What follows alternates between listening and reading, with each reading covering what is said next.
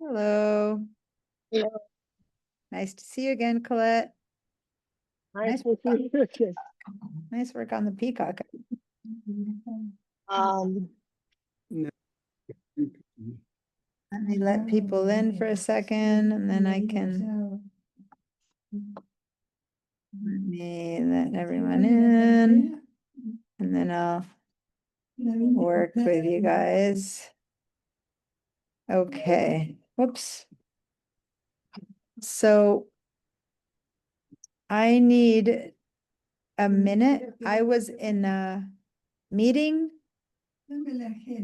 that keeps going on and I just left the meeting to come to class, but I noticed that I didn't take a quick little restroom break. So I'm gonna let you guys write something in the chat, ask me your questions in the chat, whatever. I'm gonna just bop in and out for just like a second because I will not be able to stay in the class without doing my little, I'll be back really quick.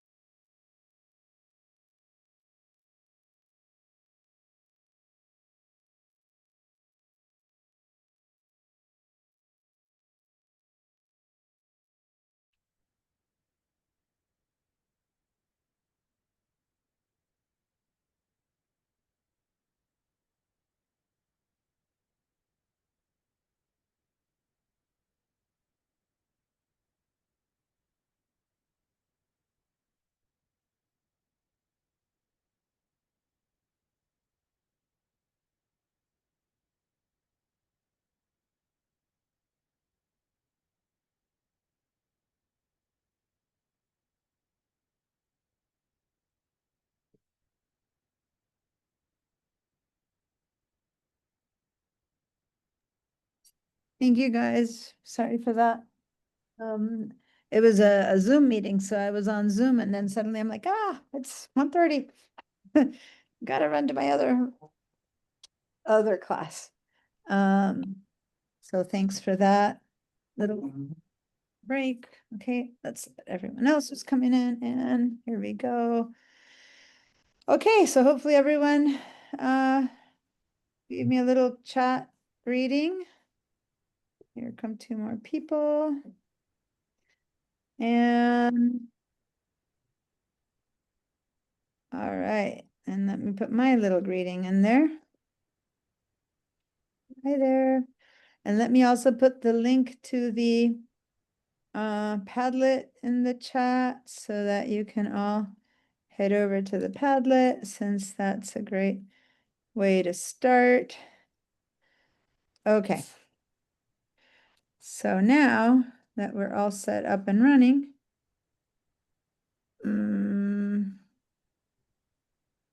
here we go.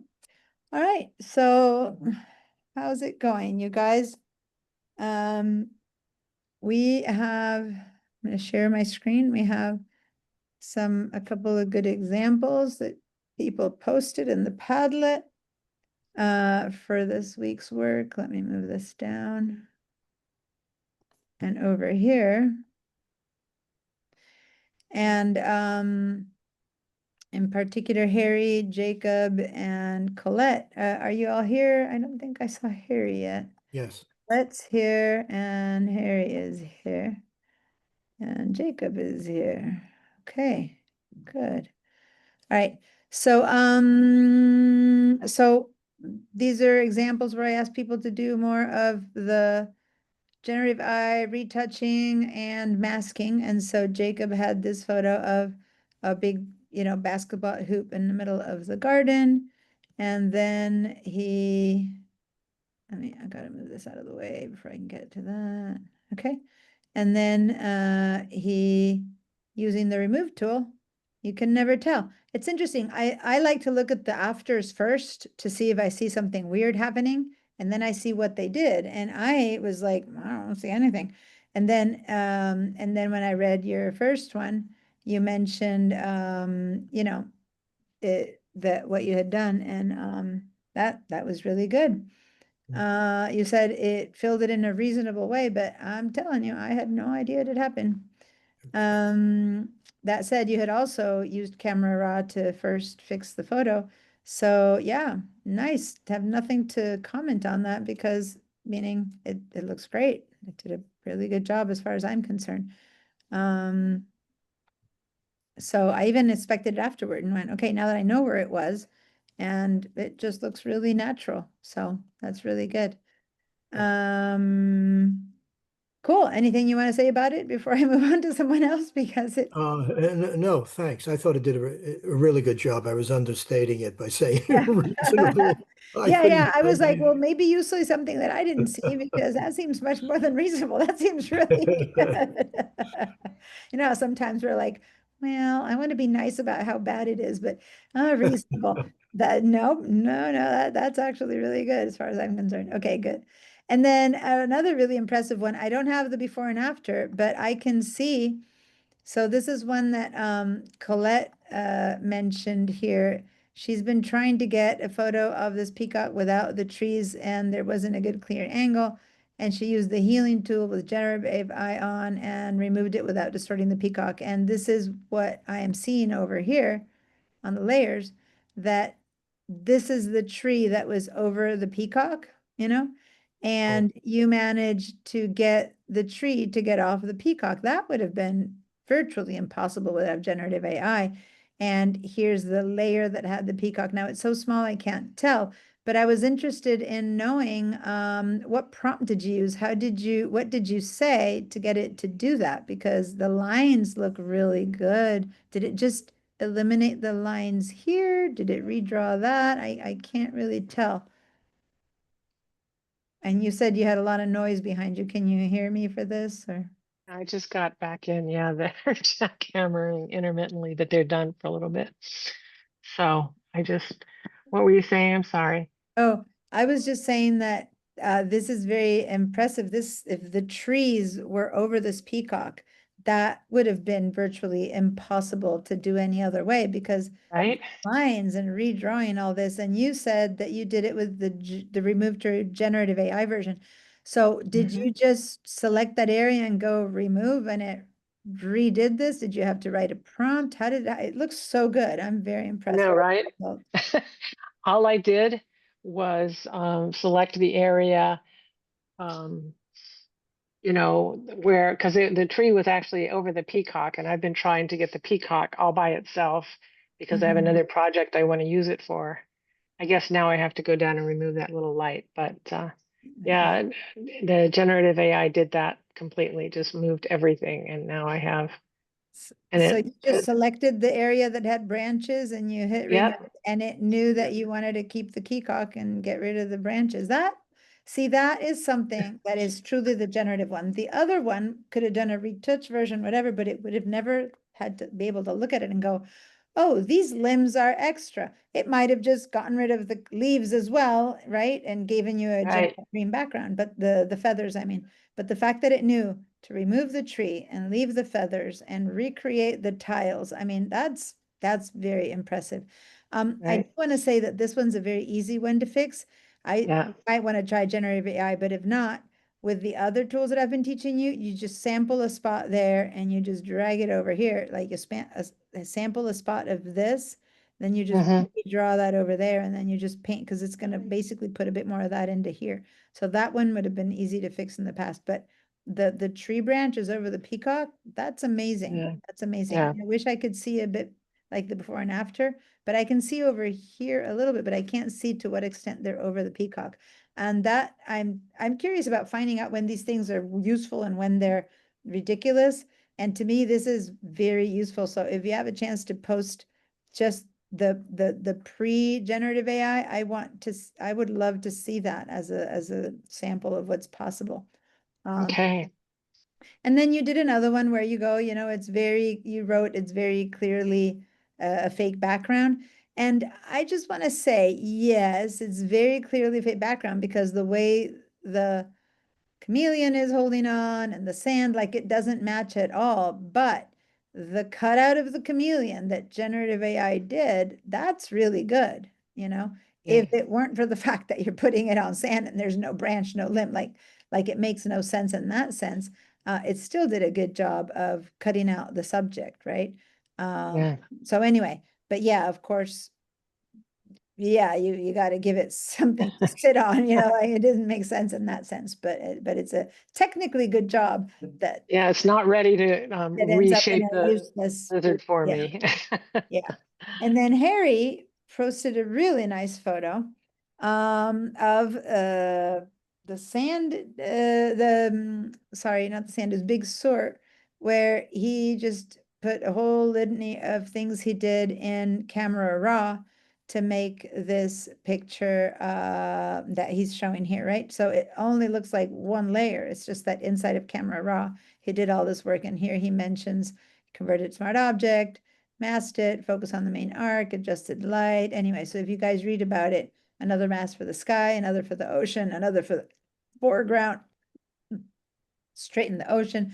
Basically, the only one that I don't see, you said leaving a few raindrops from the camera lens. I don't see those raindrops where those are. So, but you know, this is just a screenshot, so I'm not sure where that went. But yeah, that looks very nice. There's a bit of a halo here, which I hate halos because those halos kind of look fake, but I'm thinking that if there's a way to fix that little halo, I like what happened with the color in the front and the sky and all that kind of stuff. Just that's my big pet peeve with these kind of fixes where it's like, okay, if we can avoid that pet peeve and maybe that can be fixed inside of Photoshop, you go back in there and you kind of over.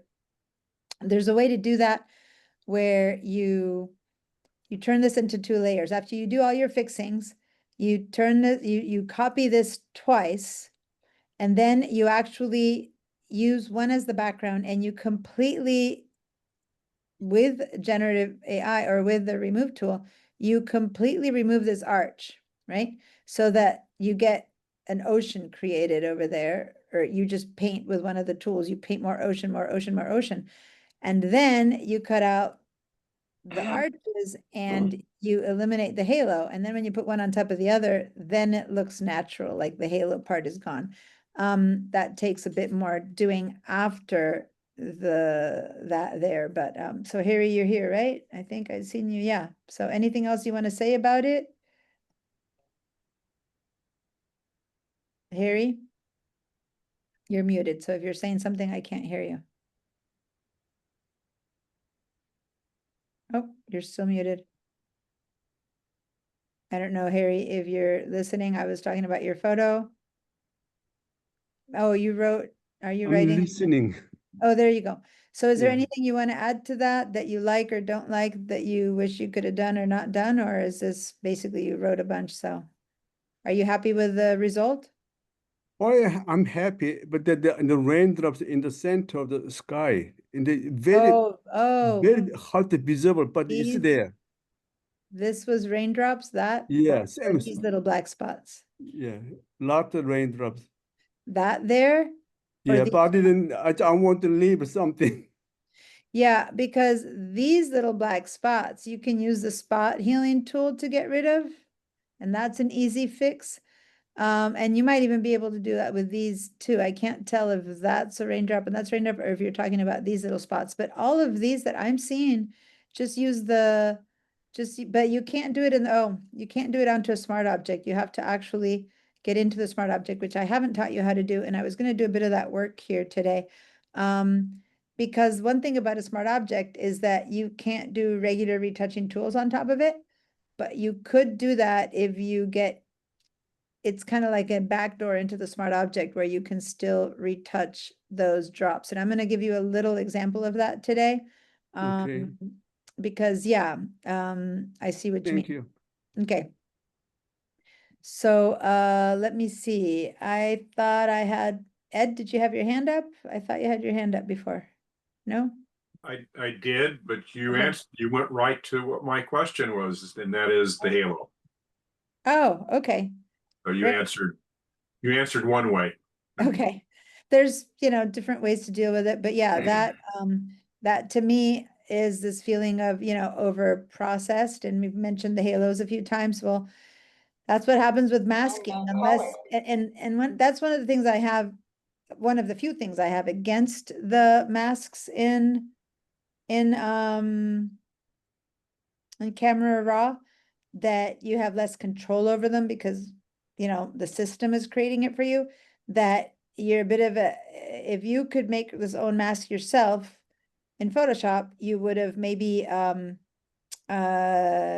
reduced the size of it to go inside of the edge, you would have feathered it or something so to have less of a halo. And I find that masks that get big changes, like this guy maybe was really washed out and you gave a lot of color to it. So when there's a big change between the original two subjects, then you get these halo effects. So now then you have to like work on how to get rid of these halo effects. Because that basically, if you look at it in big, basically says fake, fake, fake, and I hate thinking of fake. And over here, in fact, there's like this little walking over this rock of the sky, which is probably fake, unless the horizon, lighting did something. But you see what I mean there?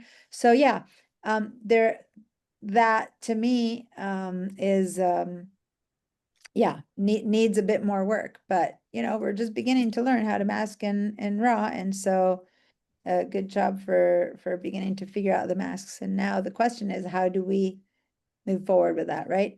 Now, just so you know, and this is shocking to me, this is our last class.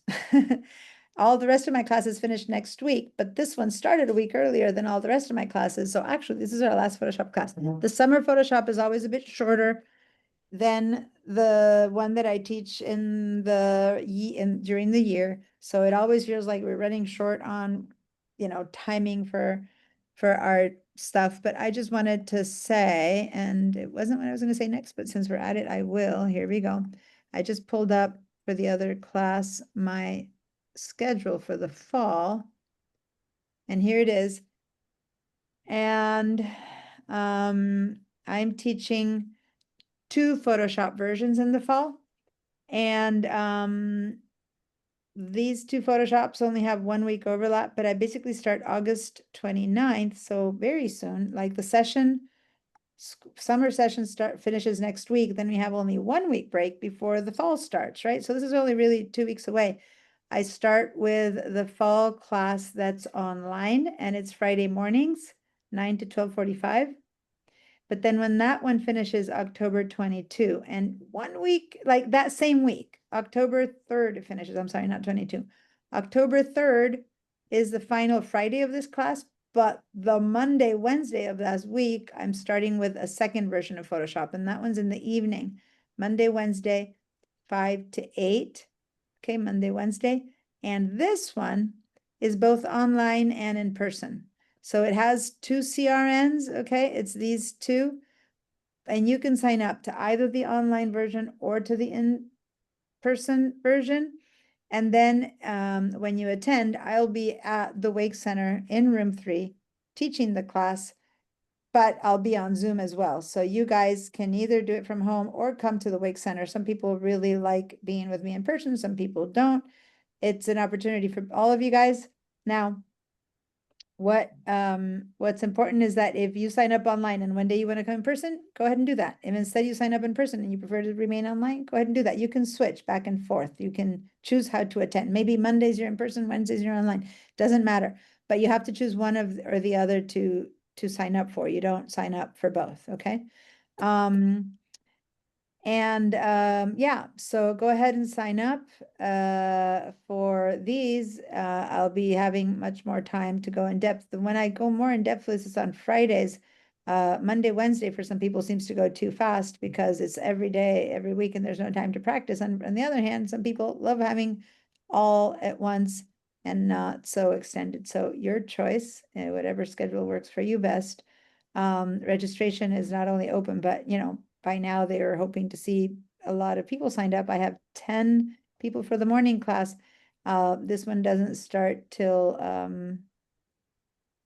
till September 29th, so there's more time to sign up for that one. But please, if you have any interest in the class, even if you can't make it to all the classes, even if you just come for part of the classes and watch and catch up for the rest online, please sign up to this one. I'm also teaching, of course, Illustrator and digital side techniques and all the other stuff I normally teach.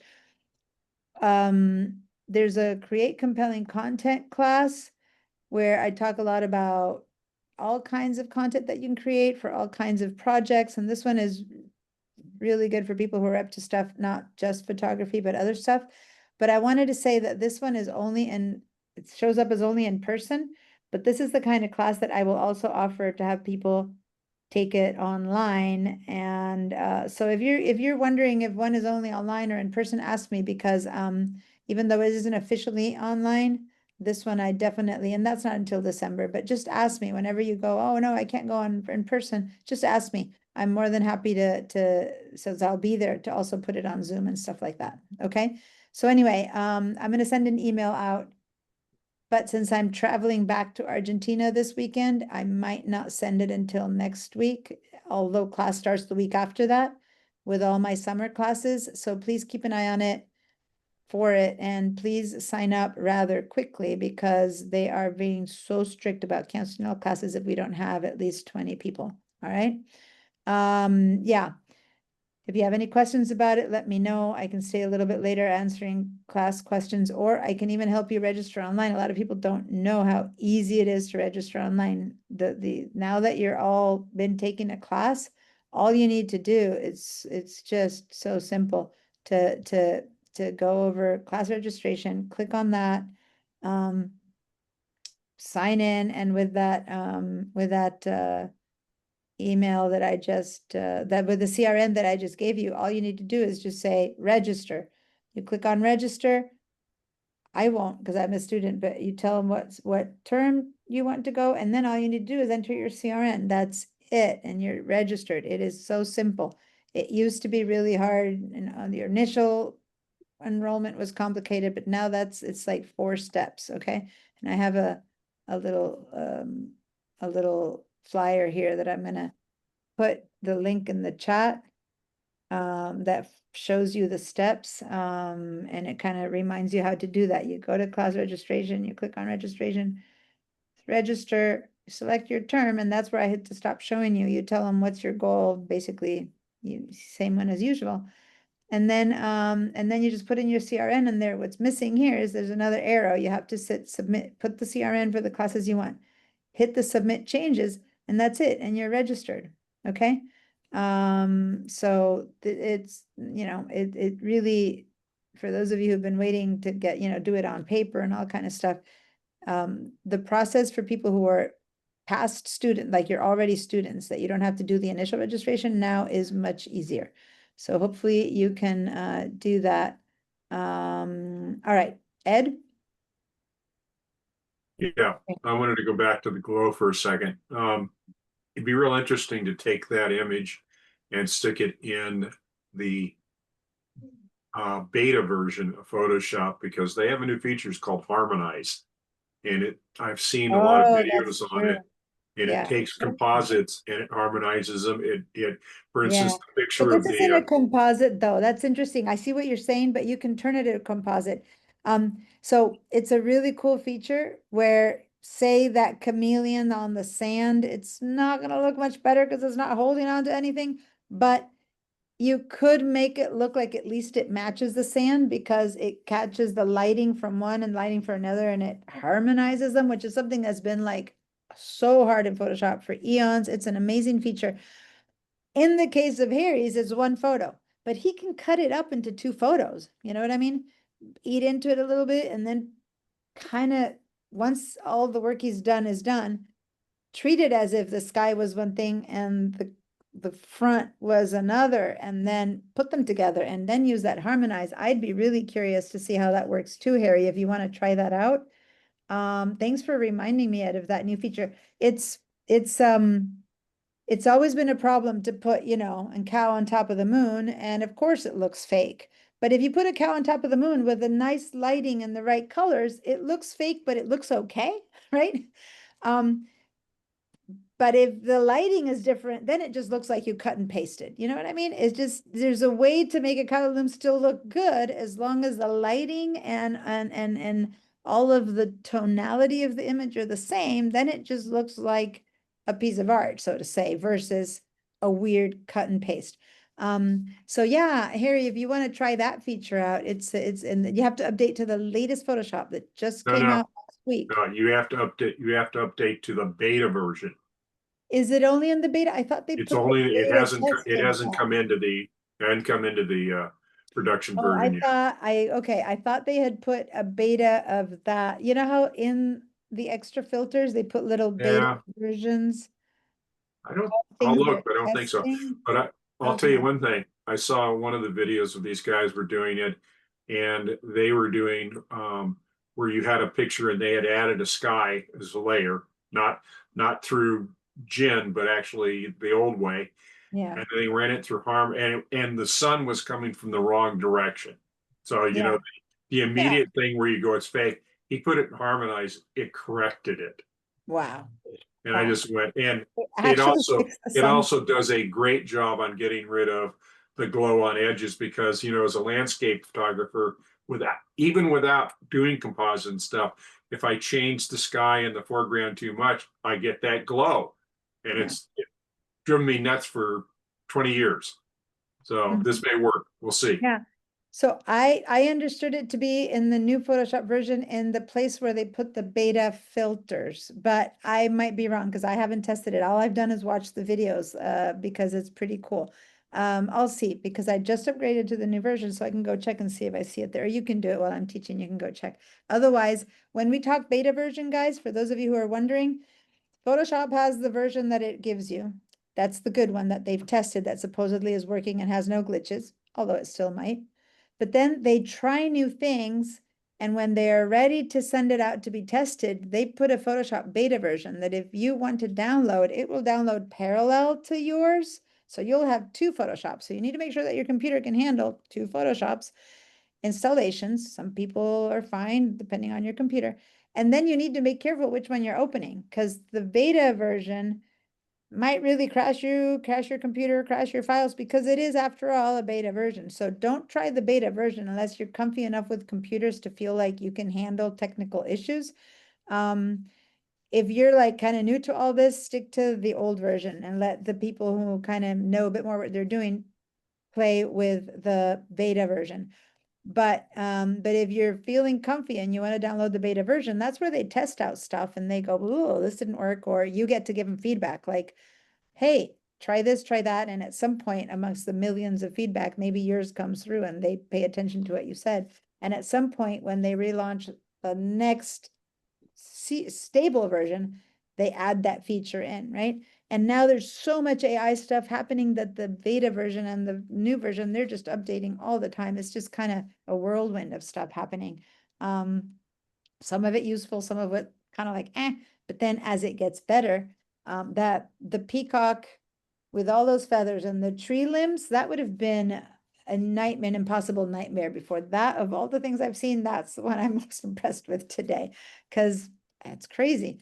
So yeah. Sharon? Yeah, your hand is up. Question on your HyFlex class. Yes. So when the students who are in the classroom, when they speak, how's the audio quality for the Zoom students? Are they able to hear pretty well? Yes and no, meaning they gave me a microphone and then but it stopped working. So I need to that I'm saying yes and no is because it worked until it stopped working and now I need to request a new one. But I'm traveling home this weekend. So once I get home, I'm gonna put in some requests from a new microphone. Because I haven't taught HyFlex a whole year because the lab was under construction.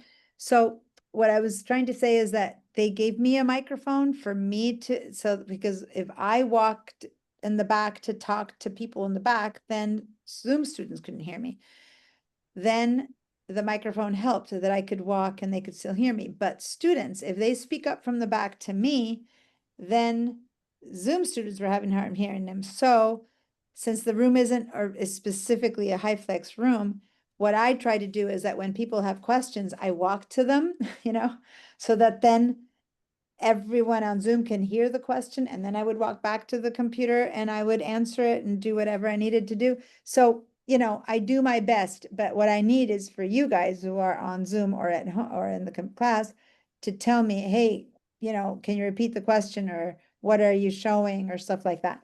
What I find, and I have to say, after 20 years of teaching in person, one of the things that I like about online is that when I help Peggy fix something on Peggy's computer, everyone can see what I'm doing. And many times that answers the question for 5 others.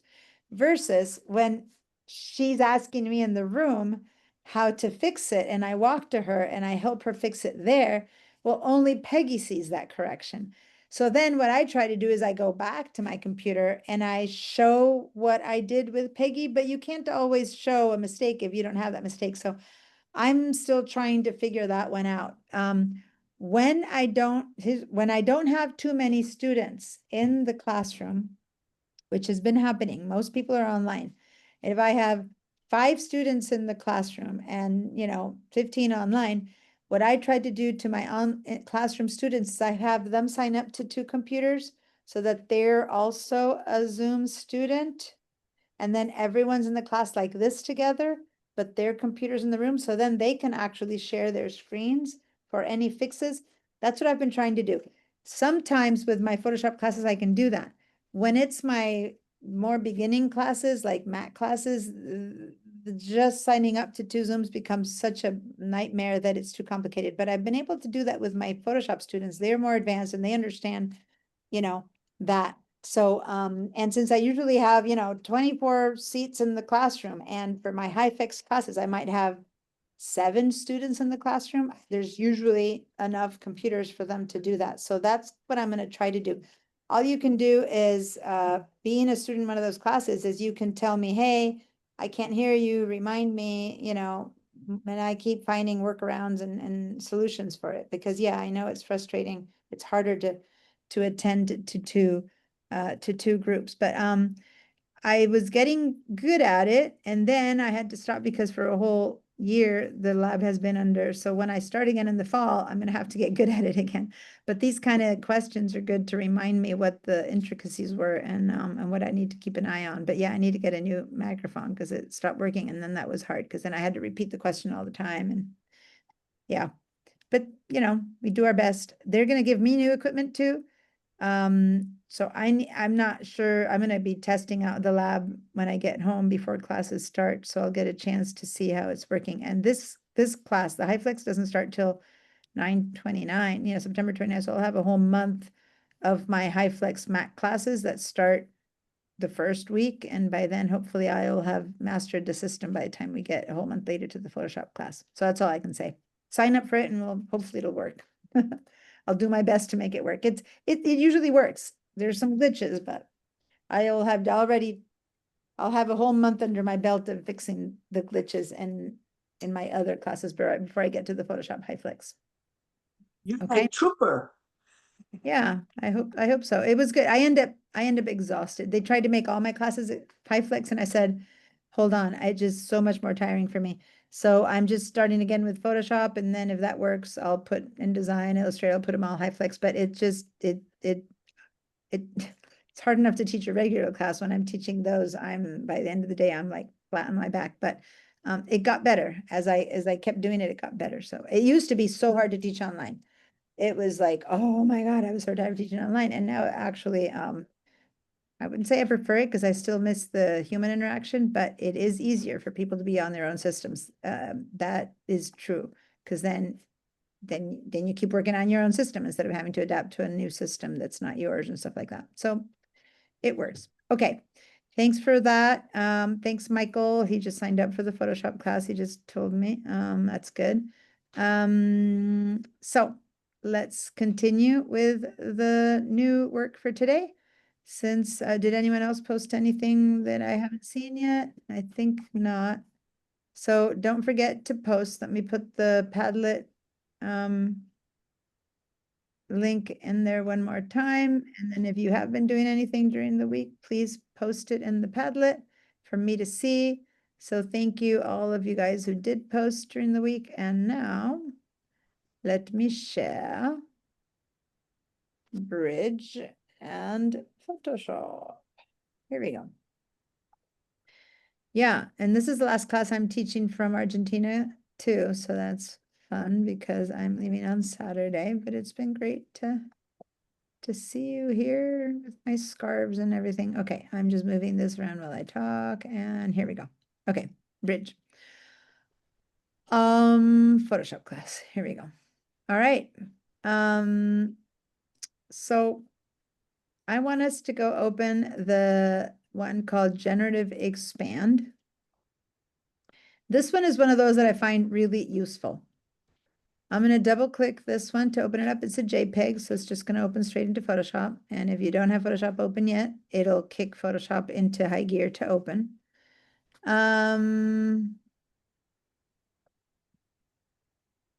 Okay. No, thank you on that one, but we've always been able to rotate the canvas. Is this new? Sorry, Photoshop is telling me something new, but I thought we've always been able to rotate the canvas, so maybe they're just reminding me it's happening. Okay, never mind. And then I have another one that I want us to open. Go back to Bridge, and where was the other one? Ba-da-ba-ba-ba.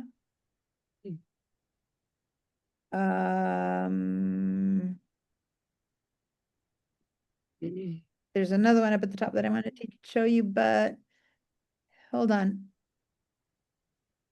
Well, it wasn't the one, we used this one the other day, but I wanted, oh, here it is. The swirl. It's at the very bottom. Swirl.jpg. Swirl.jpg. Now, this one's going to be a bit weird because it's not an obvious thing. What I'm trying to say is if I were to open like this one, that's ocean and rocks and, you know, whatever, generative AI is going to do a great job of it because it knows oceans and rocks and skies. But this one that we just opened is kind of like, what is that? So it might have a bit of a hard time because of that. But on the other hand, it's got a lot of texture and stuff that it could be easy to imitate. Let's see if it follows the swirls. Anyway, once you have these two open and are ready to go, give me a yes. I think I had more students. Did someone leave? There were more of you a few seconds ago. I guess someone had to leave. Oh, someone just told me. Okay. I just looked up and went, wait a minute. Where's everyone? So was this shot at Madonna Inn? No. Does Madonna Inn have something like that? Very No. similar. Yeah, no, this is in Barcelona, and one of Gaudi's houses. This is the roof of one of his buildings. This is from the summer trip that I just took. Yeah, his house is just, it's fantastic to be in there and see the stuff he's up to. But anyway, this is me pointing straight at the ceiling, but it's like a curved ceiling. And then here you see the door frames of two of the doors, and there's some stuff going on. But it's just such a weird thing that it's not like Photoshop really has any idea. And that's particularly why I brought it in, just to see what generative AI will do when I try and expand. By the way, let's actually open a regular one. Let me open one more, which I wanted to do just, which is the one that was just a regular one that I wanted to do here, the Glacier presets. It's next to the generative expand one. And that's a layered file, but it's not really. It's a PSD, but it's not really. Now again, we're going to test the system here, and then we're going to go to the ones that are a bit more tricky. So this is not a tricky photo for Photoshop in the sense that I'm going to have this expand into a square image. Now, not by cropping it into a square image, by expanding it into an image with generative expand. So Photoshop is going to have to invent creating more sky and more ground. Does that make sense? I could just crop that and I got a square image. That's fine. But we're actually going to do something a little bit different. Now, there's a couple different ways of doing that. I'm gonna go ahead and do it with the crop tool. Let's go to the crop tool. Right there. Okay. So when you hit the crop tool right there, this whole thing is telling you how to do it. Let me get rid of it. Okay. Now I'm going to do Command or Control minus a bit to make it a bit smaller so that I have space to expand into. And notice that once I did the crop tool, now my little contextual toolbar is saying generative expand. Now, first I need to tell this what to expand to. And I'm going to grab these out. Oh, I just got a weird little ear pain. I'm going to not just add sky or just rock. I'm going to add a little bit to both. I'm going to grab, see, you put your mouse over here and you stretch out a little bit like that. And then you stretch out a little bit like that. And I'm going to kind of guess at it being square, or I'm going to Command Z to undo that. And I can go here to ratio. Wait. And I'm gonna tell it that I want, hold on, right? Command Z. Why is it not? Oh, I'm gonna go back and do undo. Let's just undo. I'm gonna go back and get rid of both of those because instead I'm gonna click over here and I'm gonna tell it that I want a 1-to-1 square ratio. But if I do that, it wants to give me a square ratio cropping in, and I'm going to say, no, I want a square ratio cropping out. So I don't care if it's perfectly square for this. So I don't care if you just got an almost square or if you did the perfect square. All I want is more space on both sides. Okay. So whichever way you get to that space, I'm fine. And let me clear my feedback from you guys. Once you get here, if you're fine, give me a yes. If you're fine, then go ahead and hit this generative expand. If you didn't get here and need help getting here, let me know. Right now, I'm going to hit this generative expand right there. And excuse me, sorry. Does it matter on my screen? I don't see the checkerboard space that's on the top and the bottom. If you don't see the checkerboard, let me cancel everything. Let me cancel and cancel. Then you are probably cropping into it, because if you go outside of it, it will, once you have nothing there, it will show, it should show checkerboard. Do you want to share your screen to let me see if you're in the right spot? Yeah, I did grab For everyone else, let me just tell you what to do. Give me a second in case I need to watch her. So once you hit the generative expand, then over here, I'm going to stop you for a minute because I want to finish this and then I'll let you share. Then you don't put any kind of prompt. You let the computer figure this one out. This isn't a fake thing. It's just generate. So you just hit this little word generate right there. Click on the word generate, let it think, and then it'll give you 3 variations. And then I'm gonna go and see what your issue is there. But let me just first get this one. And then over here, and I'm gonna make this one a little bit bigger, it gives me 3 versions. First, it just filled more dirt. I would have preferred it to fill more rocks, but anyway, it filled with dirt. Then it filled with, actually not bad if I had wanted a river, a reflection. And then this one is, that makes no sense. You can't reflect these rocks. They're not tall enough. That one makes no sense as far as I'm concerned.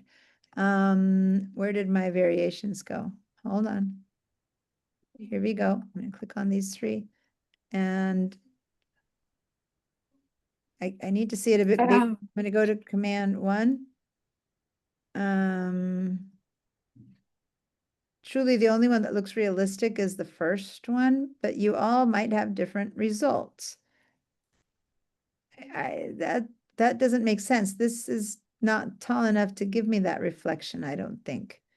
So those two make no sense to me, but this is boring. But anyway, it did a pretty good job of the sky.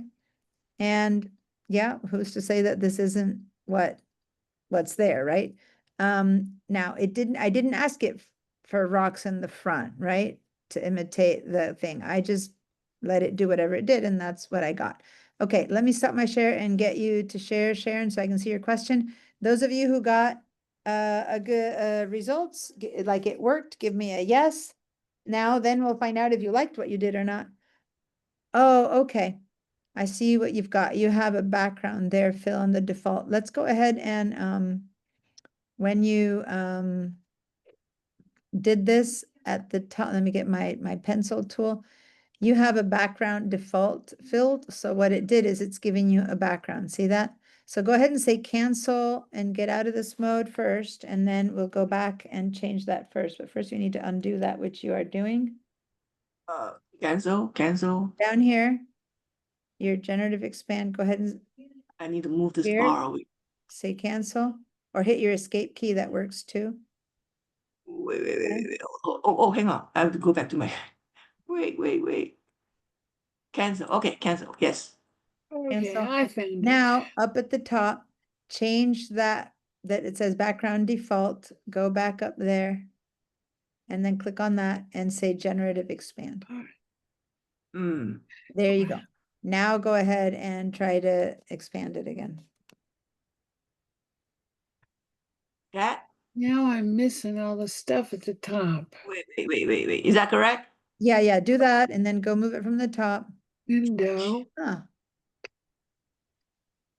Oh, why, you're Mm, still see? getting, yeah. I just want to move, that like that, but it moves everything. and you do have it set on generative expand. I'm Did we missing. completely did this just happen, or was it there before and we didn't eliminate it? Let's try it. Let's Window. cancel one more time, because I didn't look over here to see if this was gone when we canceled. Go ahead and go back. Like, it's hit the escape key. And then go here to your history and say undo, but you first need to get out of this mode, and yeah, say cancel first and cancel again. And then go to your history and let's start from the very beginning again. Go to the Glacier Presets PSD, click on that. So we have nothing else happening. Okay. Now you're set at generative expand. You have no history. You don't have that second layer there. Clear, let me see your settings. Go ahead and uncheck delete cropped pixels over here, which might be making a difference. I don't know. Okay, your settings are correct now, so let's give it one more try. Let's see. Go ahead and expand it No. first. Yeah, now go ahead and Yeah. expand it. Are you sure? Well, give it a Oh. try. Let's see. See, there you go. Now it's working. Yeah, so you had some leftover background here from the first try. Okay, now you're asking for a ton of fake stuff. I wouldn't ask for such a ton. Make it a bit smaller and ask only for a bit, you know what I mean? Otherwise, you're asking it to fake another photo, and that's pushing it. Okay, so now click on generate and let's see what it does for you. Diane, what's that bar called? It's the contextual With that, taskbar. no, with the house and the Band-Aid as it goes across. My Photoshop's not showing that bar. Okay, give me a second. Ooh, I like yours much better than anything I got already. Because you don't have that weird reflection, you just have water. So, but see, you have 3 versions here, so go and check all 3 and see what you got. I don't like that one. And that same as me, it just doesn't make sense. I don't Yeah. think it makes sense to have that reflection, although yours is better than mine. Yours isn't so long, so maybe it works. But your first one is like water reaching the I mean, I'm not seeing it 1-to-1, but that one seems to work. Anyway, I'm going to stop your share and see what Barbara's asking. Okay, give me a yes if it worked for you. Not if you like it or not, if it worked, okay? And then we'll get into whether you liked it or not. But what I'd like you to do is to do a screenshot and post it in the Padlet so I can see the results that you got. Since we all did something similar, but we each created our own generate, I'm expecting to see different solutions, just like what we just saw was different than mine. Barbara, what's your question? How did we get, what are you asking? When I look at the screen above you, there's a house on the left. I'm not sharing anything, so you're talking about something I'm sharing, but when you say the screen on above Well, you, now what I'm doing is I'm missing. do you want to share your screen so I can see what you're talking about? I don't know, maybe it's Kinda there. lost. Yeah. I'm lost on how, I'm not, what I'm you're trying to looking look at two screens at once. okay, so I'm seeing your Photoshop. It looks good.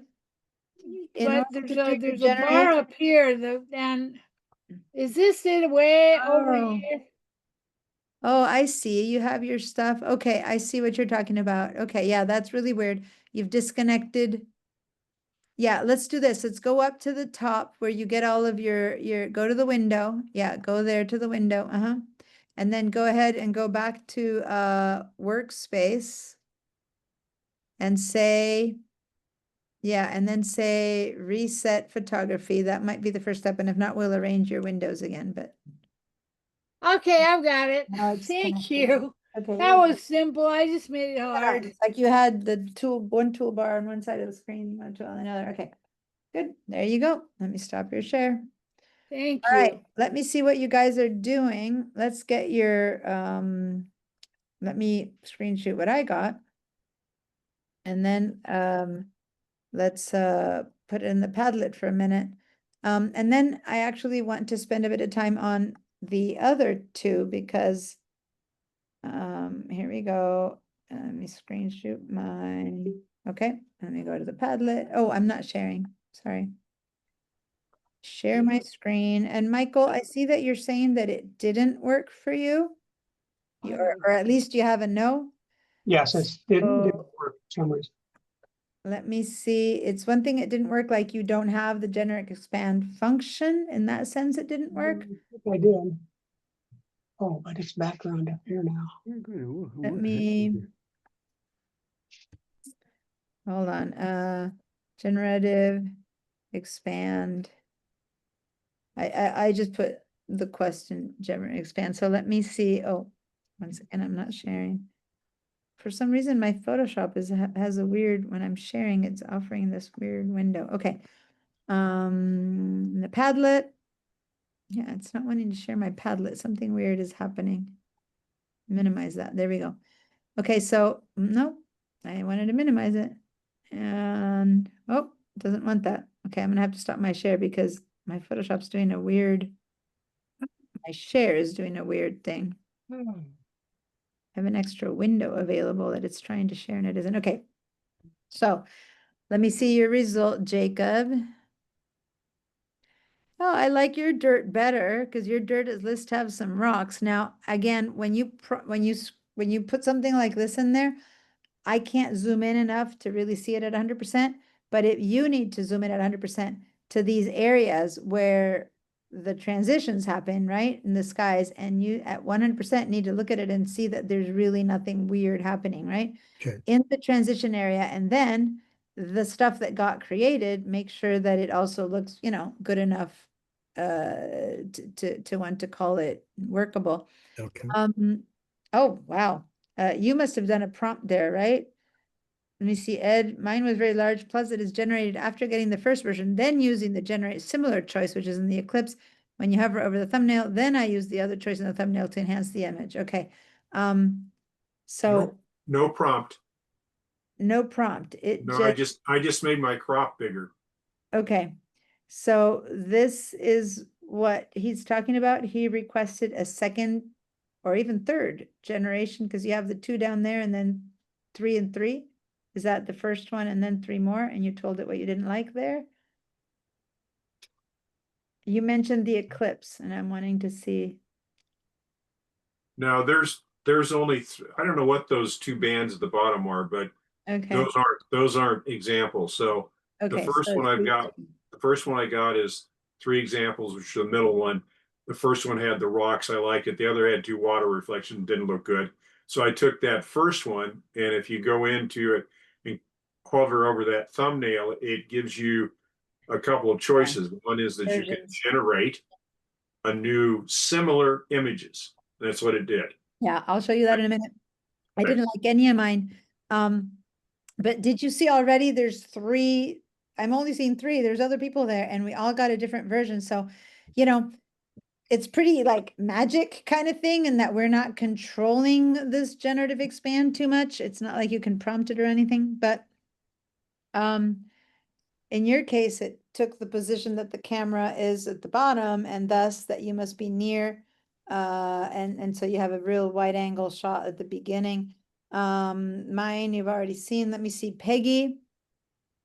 Well, your water is better than mine. Your water at least looks like there's water lapping against the shore. Mine was this bizarre little, out of the blue, it was reflecting.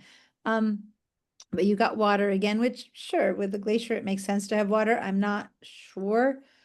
Usually the glacier ends at water, but anyway, sense or no sense. I wish mine were a bit more like this. So I like yours better than mine. I kind of prefer if it had expanded the rocks, but I still like that. Let me see, Sharon. Okay, so Sharon, again, water that laps to the top without reflection makes sense. I mean, that rock reflection there makes sense. That's fine. That's part of light, you know. So why is everyone else's version much better than mine? Anyway, and then Karen, you got some kind of boring dirt like I did, only your dirt I think matches better, other than that it's darker though. So why does it suddenly get darker? But mine looks like it's a road, but yours at least looks like it's nature, right? Somehow I like everyone's expand better than mine. And it's not like the grass is greener. I really think that you had better choices. Let me head back to Photoshop. But I don't think Photoshop is being shared. So let me share. So that was kind of a mindless exercise in the sense that they did whatever you wanted it to do, but you have choices. And that's a little bit what Ed did here.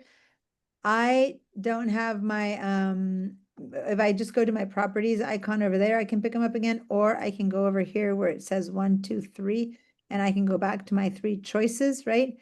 But if I want to work on those 3 choices, then I have to go over here. And if I could just say, no, I hate it and trash it, I'm still paying, so to say, 1 credit for this generation, the one that gave me 3 choices. But if I go to this one, the one that I think is the best, even though I don't really like the dirt, but I certainly don't like any of these 2 waters just because it's not realistic at all. This, at least if I don't like it, is realistic. Then I get a choice. If I go to these 3 little dots so here, I can generate something similar, or I can tell it good or bad. And in fact, here, I'm going to report this one as poor, not report. And then it wants to know why, right? And so us doing these things technically and supposedly is supposed to give them feedback that then they're going to work on to make things better. I don't think it's on a personal basis. Like if I give them response, will it make my generation any better? It's more like they're trying to figure out if,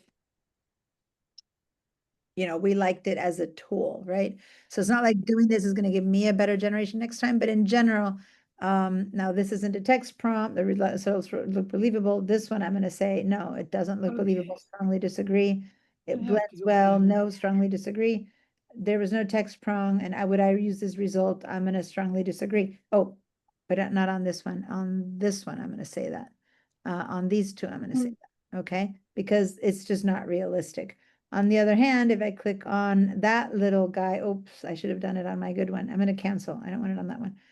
This one here, so that on the left, I get to report it or not, or generate similar. I haven't clicked on that yet. This one here, though, I can enhance detail. Now, I'm not sure I want to enhance any detail on this yet until I get a better result. So I'm going to go first for generate similar. So first I'm going to do a little generate similar and see if I like that, if I get more rocks or this. I'm looking like tired tracks. I'm feeling like there's a rock, and I wouldn't want to think that I've hiked all the way to the glacier and then the bus brought me there. So I'm gonna go with this one first. Oh, see what I mean? It really looks like a track, and it just enhanced and it worked more on that track, which isn't something I wanted. Here I'm being upset at my dad. There we go. Now I have a better one. And a better one. So I actually like this one. Look at that. This looks realistic to me, and it doesn't look like a truck brought me in. So I'm happy with this one. This one, fine. It could be that I have some rocks over here that I'd climb over to get. So both are fine. Both are good choices. I really don't like this one. But this one's good. So now I'm going to stick with that one. Now I've used 2 of my credits for this one, and I'm happy with it. I don't know if you guys kept working with yours. It does look like it's a bit darker, like a shadow is falling over this area, but that's something I might be able to fix, because why is this lighter and this darker? Like this looks like it has sun on it and this doesn't. I don't see why. There's nothing here that would prompt me to think there's a shadow in there. So maybe I can do something with lighting in there. But beyond that, I want you to go back to the layers over here in this area. And notice that what's happening is that I didn't make a copy of my bottom image. I didn't worry about it being destructive, because all the new stuff got created on its own on a separate layer. So I'm going to turn my original eyeball off and see the new stuff is on its own layer. Okay. So if I like it or don't like it, I can just, turn it off if I really didn't like what happened, and then back to my original image. Now I might have some leeway with this mask to explore things inwards or outwards if it were a regular mask, but in this case, there's no leeway, because if the mask is gone, all I have is some sky and some dirt in the front or whatever rocks. There's no image in there. So if I want to work on this, I really, like, if I want to then create it as an image to then keep working on it all at once, I might want to then create all this as one new layer with it all together, and then I start working on it with Camera Raw or with the other tools, because otherwise if I try to do Camera Raw to this one, it's only going to change this stuff or this stuff. Like it won't consider both. Camera Raw will work only on one layer, right? So if I'm really happy and I like where I am, I'm going to make a third layer that consists of the flattening, so to say, of these 2. I'll leave these 2 available, but I'll make a third one, and then I'll work on Camera Raw or on something for that if I need it. But in this case, I don't really want to do Camera Raw. I want to keep going with some other stuff. I'm going to get your feedback too to see how you're doing. But what I can do on this one is just do a regular mask to lighten this area up. If I want it to look, well, I can't really lighten it. This just doesn't look like it has sun on it. I guess I can give it a bit more of a there could be a light. cloud in the I could sky. lighten it a little bit. Let me just do a really quick, I'm going to just do levels, which I'm gonna lighten that a little bit. Oh, I forgot to put the mask in first. I'm going to mask that first. What do you mask? Invert that mask. And now I can, what's this? Remove too much or too little background, get rid of that. And now I can see it down here. I'm lightening up the new stuff. Let me turn I that. saw that. So Do it basically again. what I just did is I put in a mask using the same mask they made that lightens up that foreground they gave me. See how theirs was darker? As a vignette, it works actually. It's not that I really don't like it too much. It's fine. But I used their mask to put in a levels on top, and it lightened the foreground. I would have to look and see if it's too light or too dark, but at the same time, it lightened the sky because I used their same mask, right? So now I need to go in there and I need to take that piece of the mask off the top, right? I can just do that like that, and I can just, you know, easily get rid of that part there.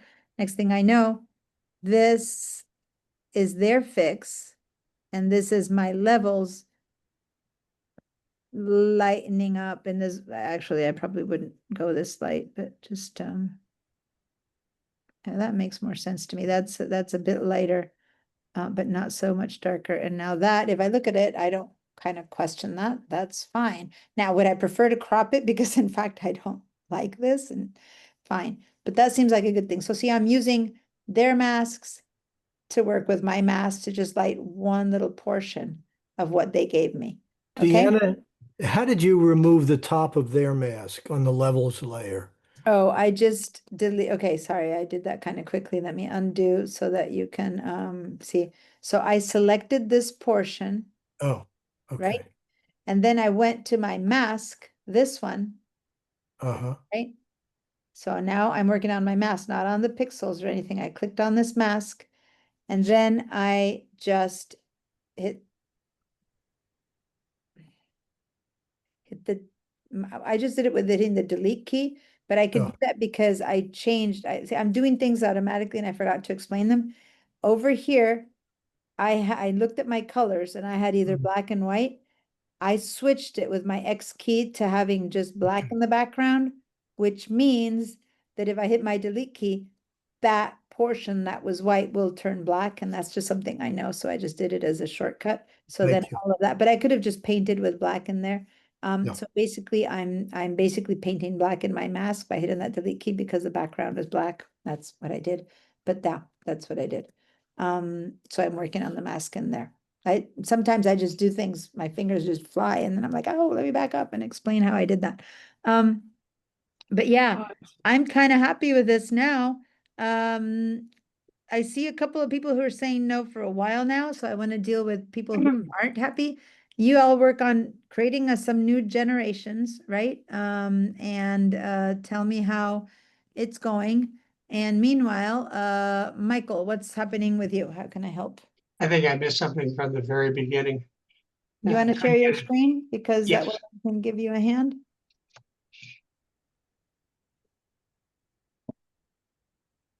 I have, Oh, Yeah. my pea brain isn't working. Oh, there you are. Okay. okay, so, let me see. Go ahead. But and when I went to crop, bigger. You went to the crop tool. Yeah. and then And put it in a square. this, wait, because this is something that was happening to Sharon, and maybe it's happening to you over here. The default setting is background. Background, I okay. think that this should take over, but in her case it didn't. So just go over here and change that to generative expand. I mean, I would have thought that if I'm clicking generative expand at the bottom that it would work, but I don't know. Okay, now the next thing I did is I went over here and I chose 1-to-1. I think you already did. Okay, now let me undo my pink things. Now I grabbed these edges and I started pulling up until these sides coincide with the edges, and then I'm gonna have to get some background, you know, I'll get some of that empty, yeah, stop around there-ish. Oh, again, that same thing happened. This was done before. Is it the delete crop pickles? Yeah, the delete crop pickles is turned off. So that might be what's happening. So let's go ahead and undo again for a second. Command Z. Yeah, let me Control Z or just cancel? just first you need to say cancel. When you're in the middle of a thing, Control Z is it won't let you leave. You need to cancel. Now go to your history here. Which is kind of, I did with Sharon, and that really cleaned it up. Go to the actual original, just so we have zero reference to anything that happened. And now, let's do that again, but you first need to turn off the delete cropped pixels. Okay. And now, let's see if that helps. Now, let's move it up. Let's see, there we go, and then move this one down. Okay. Yeah, Maybe move one up a little bit more, and then you can center this. If you want more rocks or less rocks, you can just grab the middle and center it so that you have the same amount. or whatever, you know, this is where you're ready, then you hit generate. Okay, thank you. You're welcome. And then keep going with everything else I shared. Who else said no? Harry. Can I see, Harry, what's up with you? Somehow it didn't work, so I have to reset the photography and let me see how to share now.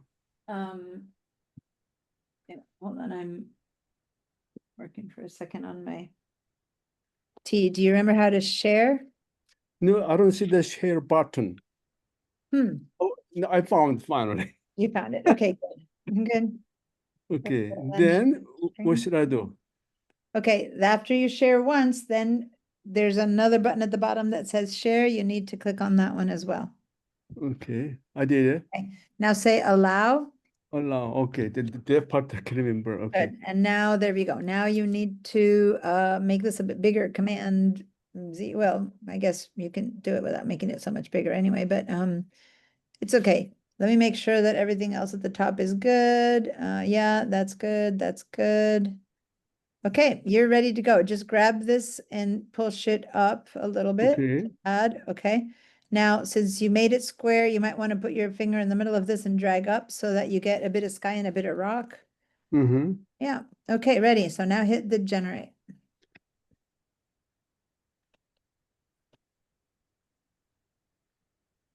Someone was asking me what Firefly. Firefly is that tool that it's an app, really. It's kind of like Camera Raw is another app that's part of Photoshop. Firefly is another app that's part of their system, and it's where they're doing all their generative work. Now, you might want to, yeah, drag it out, and you might want to make things bigger, like Command plus a bit to see the details, or Command 1 even to see what's happening here, you know?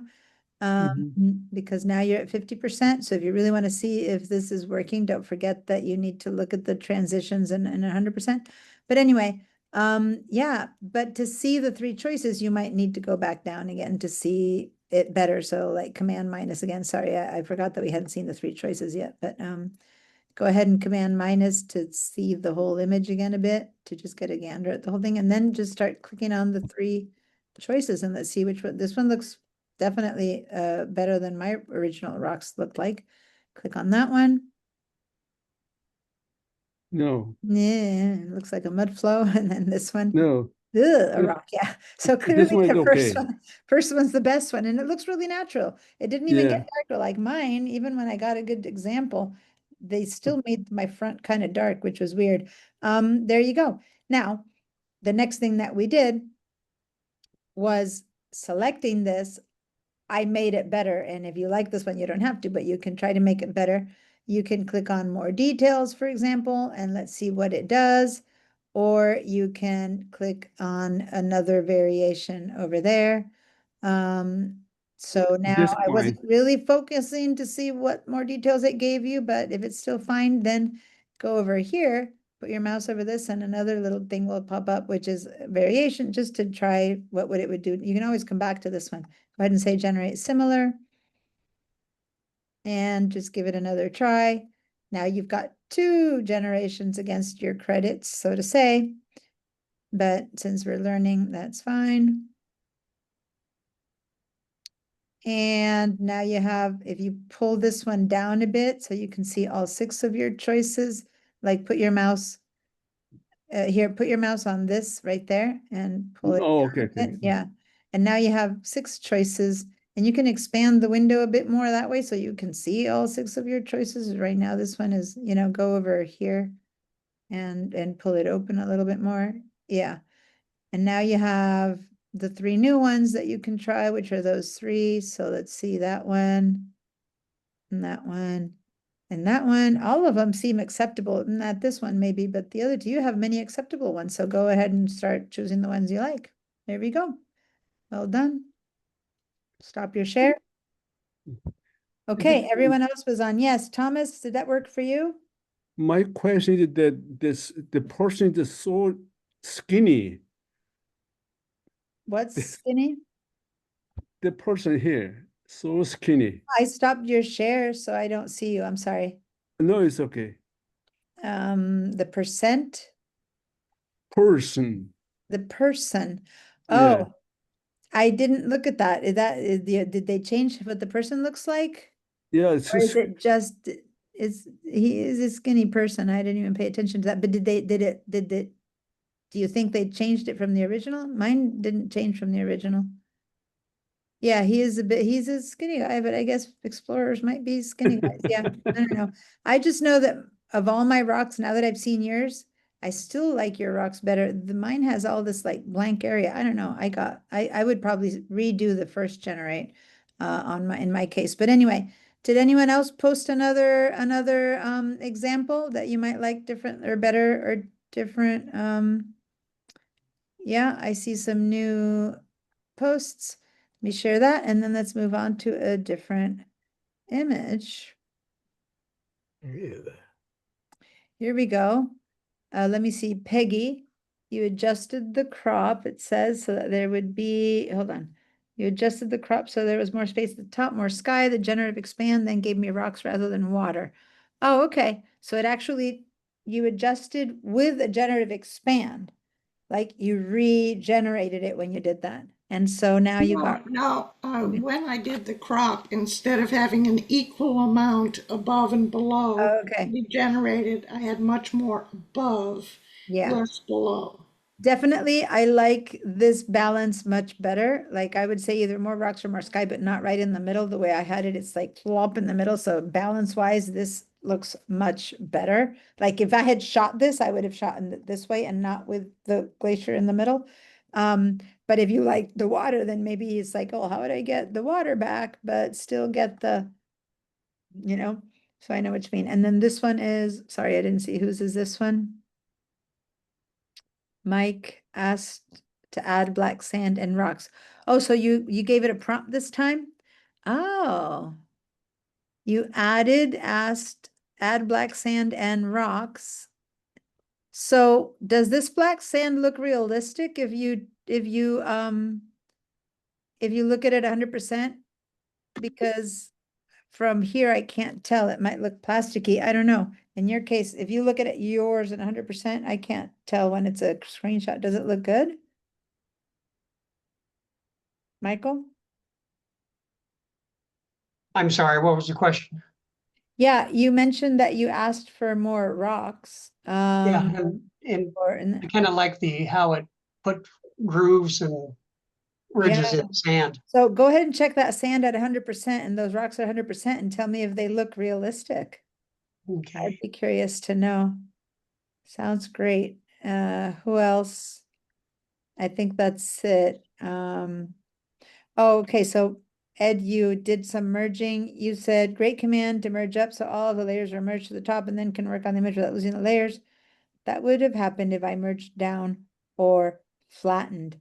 So this is, what I was talking about merging. So here he has an idea about merging. I never flatten when I'm going to merge something. I always do basically I capture everything and then I get my new shot. So I believe that's what you're talking about when you say merge up. Let me see what your shortcut is. Command Option Shift E. Okay, I don't do it that way, but let me give that a try. Let me share Photoshop. So remember I just told you, like, if I want to work on all of this right now, I was able to work on this because I was specifically working only on that layer. But if I had wanted to, for example, now open Camera Raw, I can't work Camera Raw on 3 layers.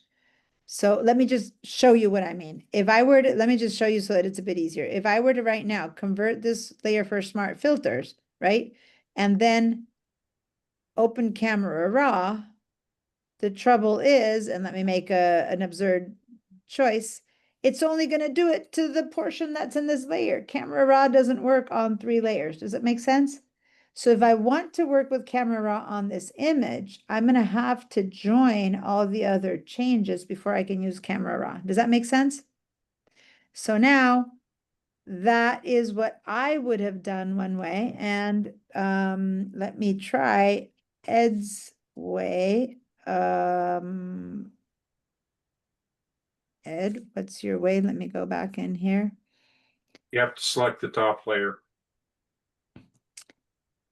Command Option Shift D. Let me try that one. Then I'll show you what I would have done. But Command Option Shift D. Okay, you select the top layer. Okay, you can't have anything selected right now. So I'm gonna Command Option Shift E. Okay, and then up at the top, you have a layer that if I turn all these off, it's basically one photo.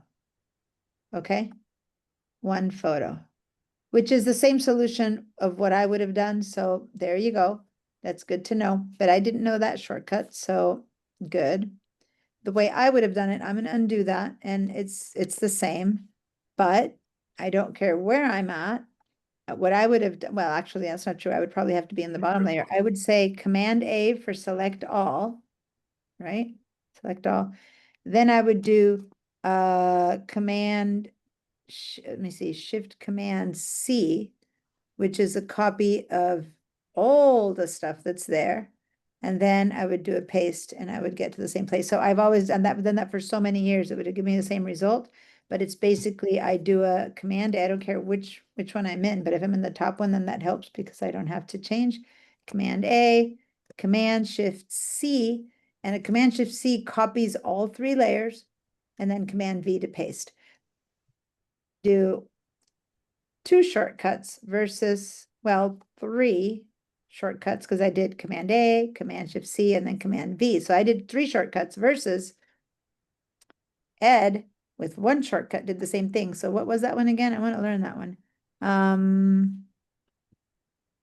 Oh, I'm getting And Command Option Shift E. Command Option Shift E did for him with 1 shortcut what I did in 3 shortcuts. So Command Option Shift E, which for PC people, whoops, for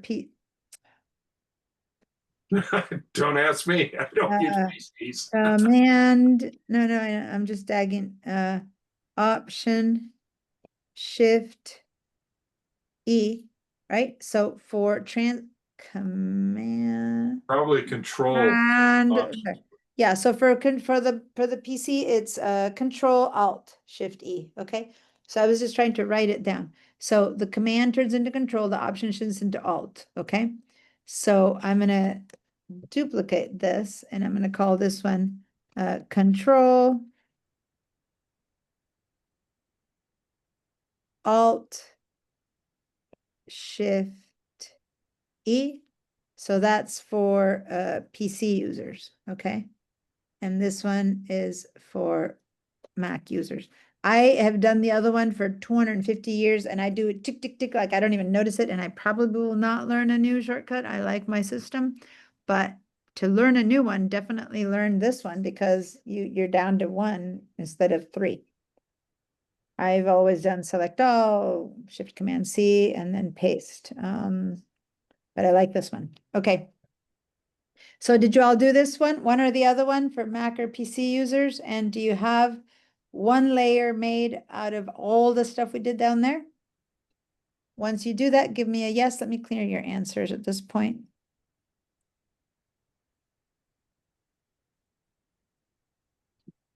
Okay.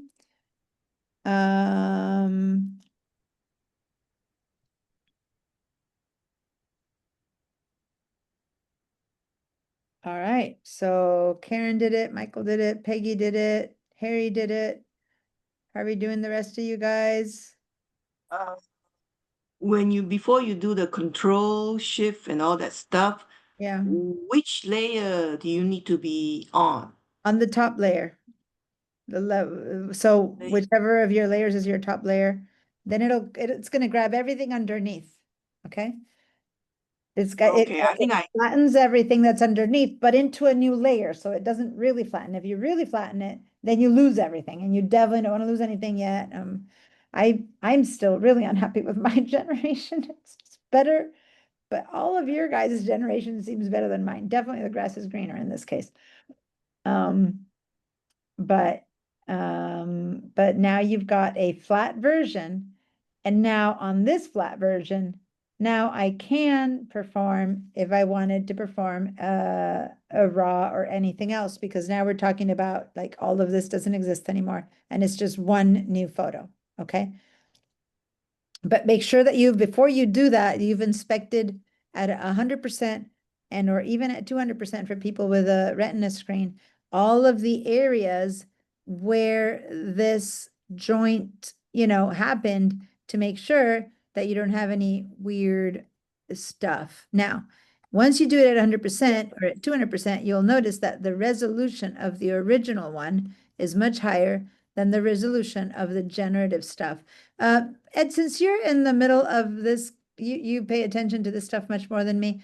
Is this stuff, see, I don't like that. I can really see where that sand and this sand, I know I'm going to go to 400%, which isn't, but that's the original sand, and this is the new sand.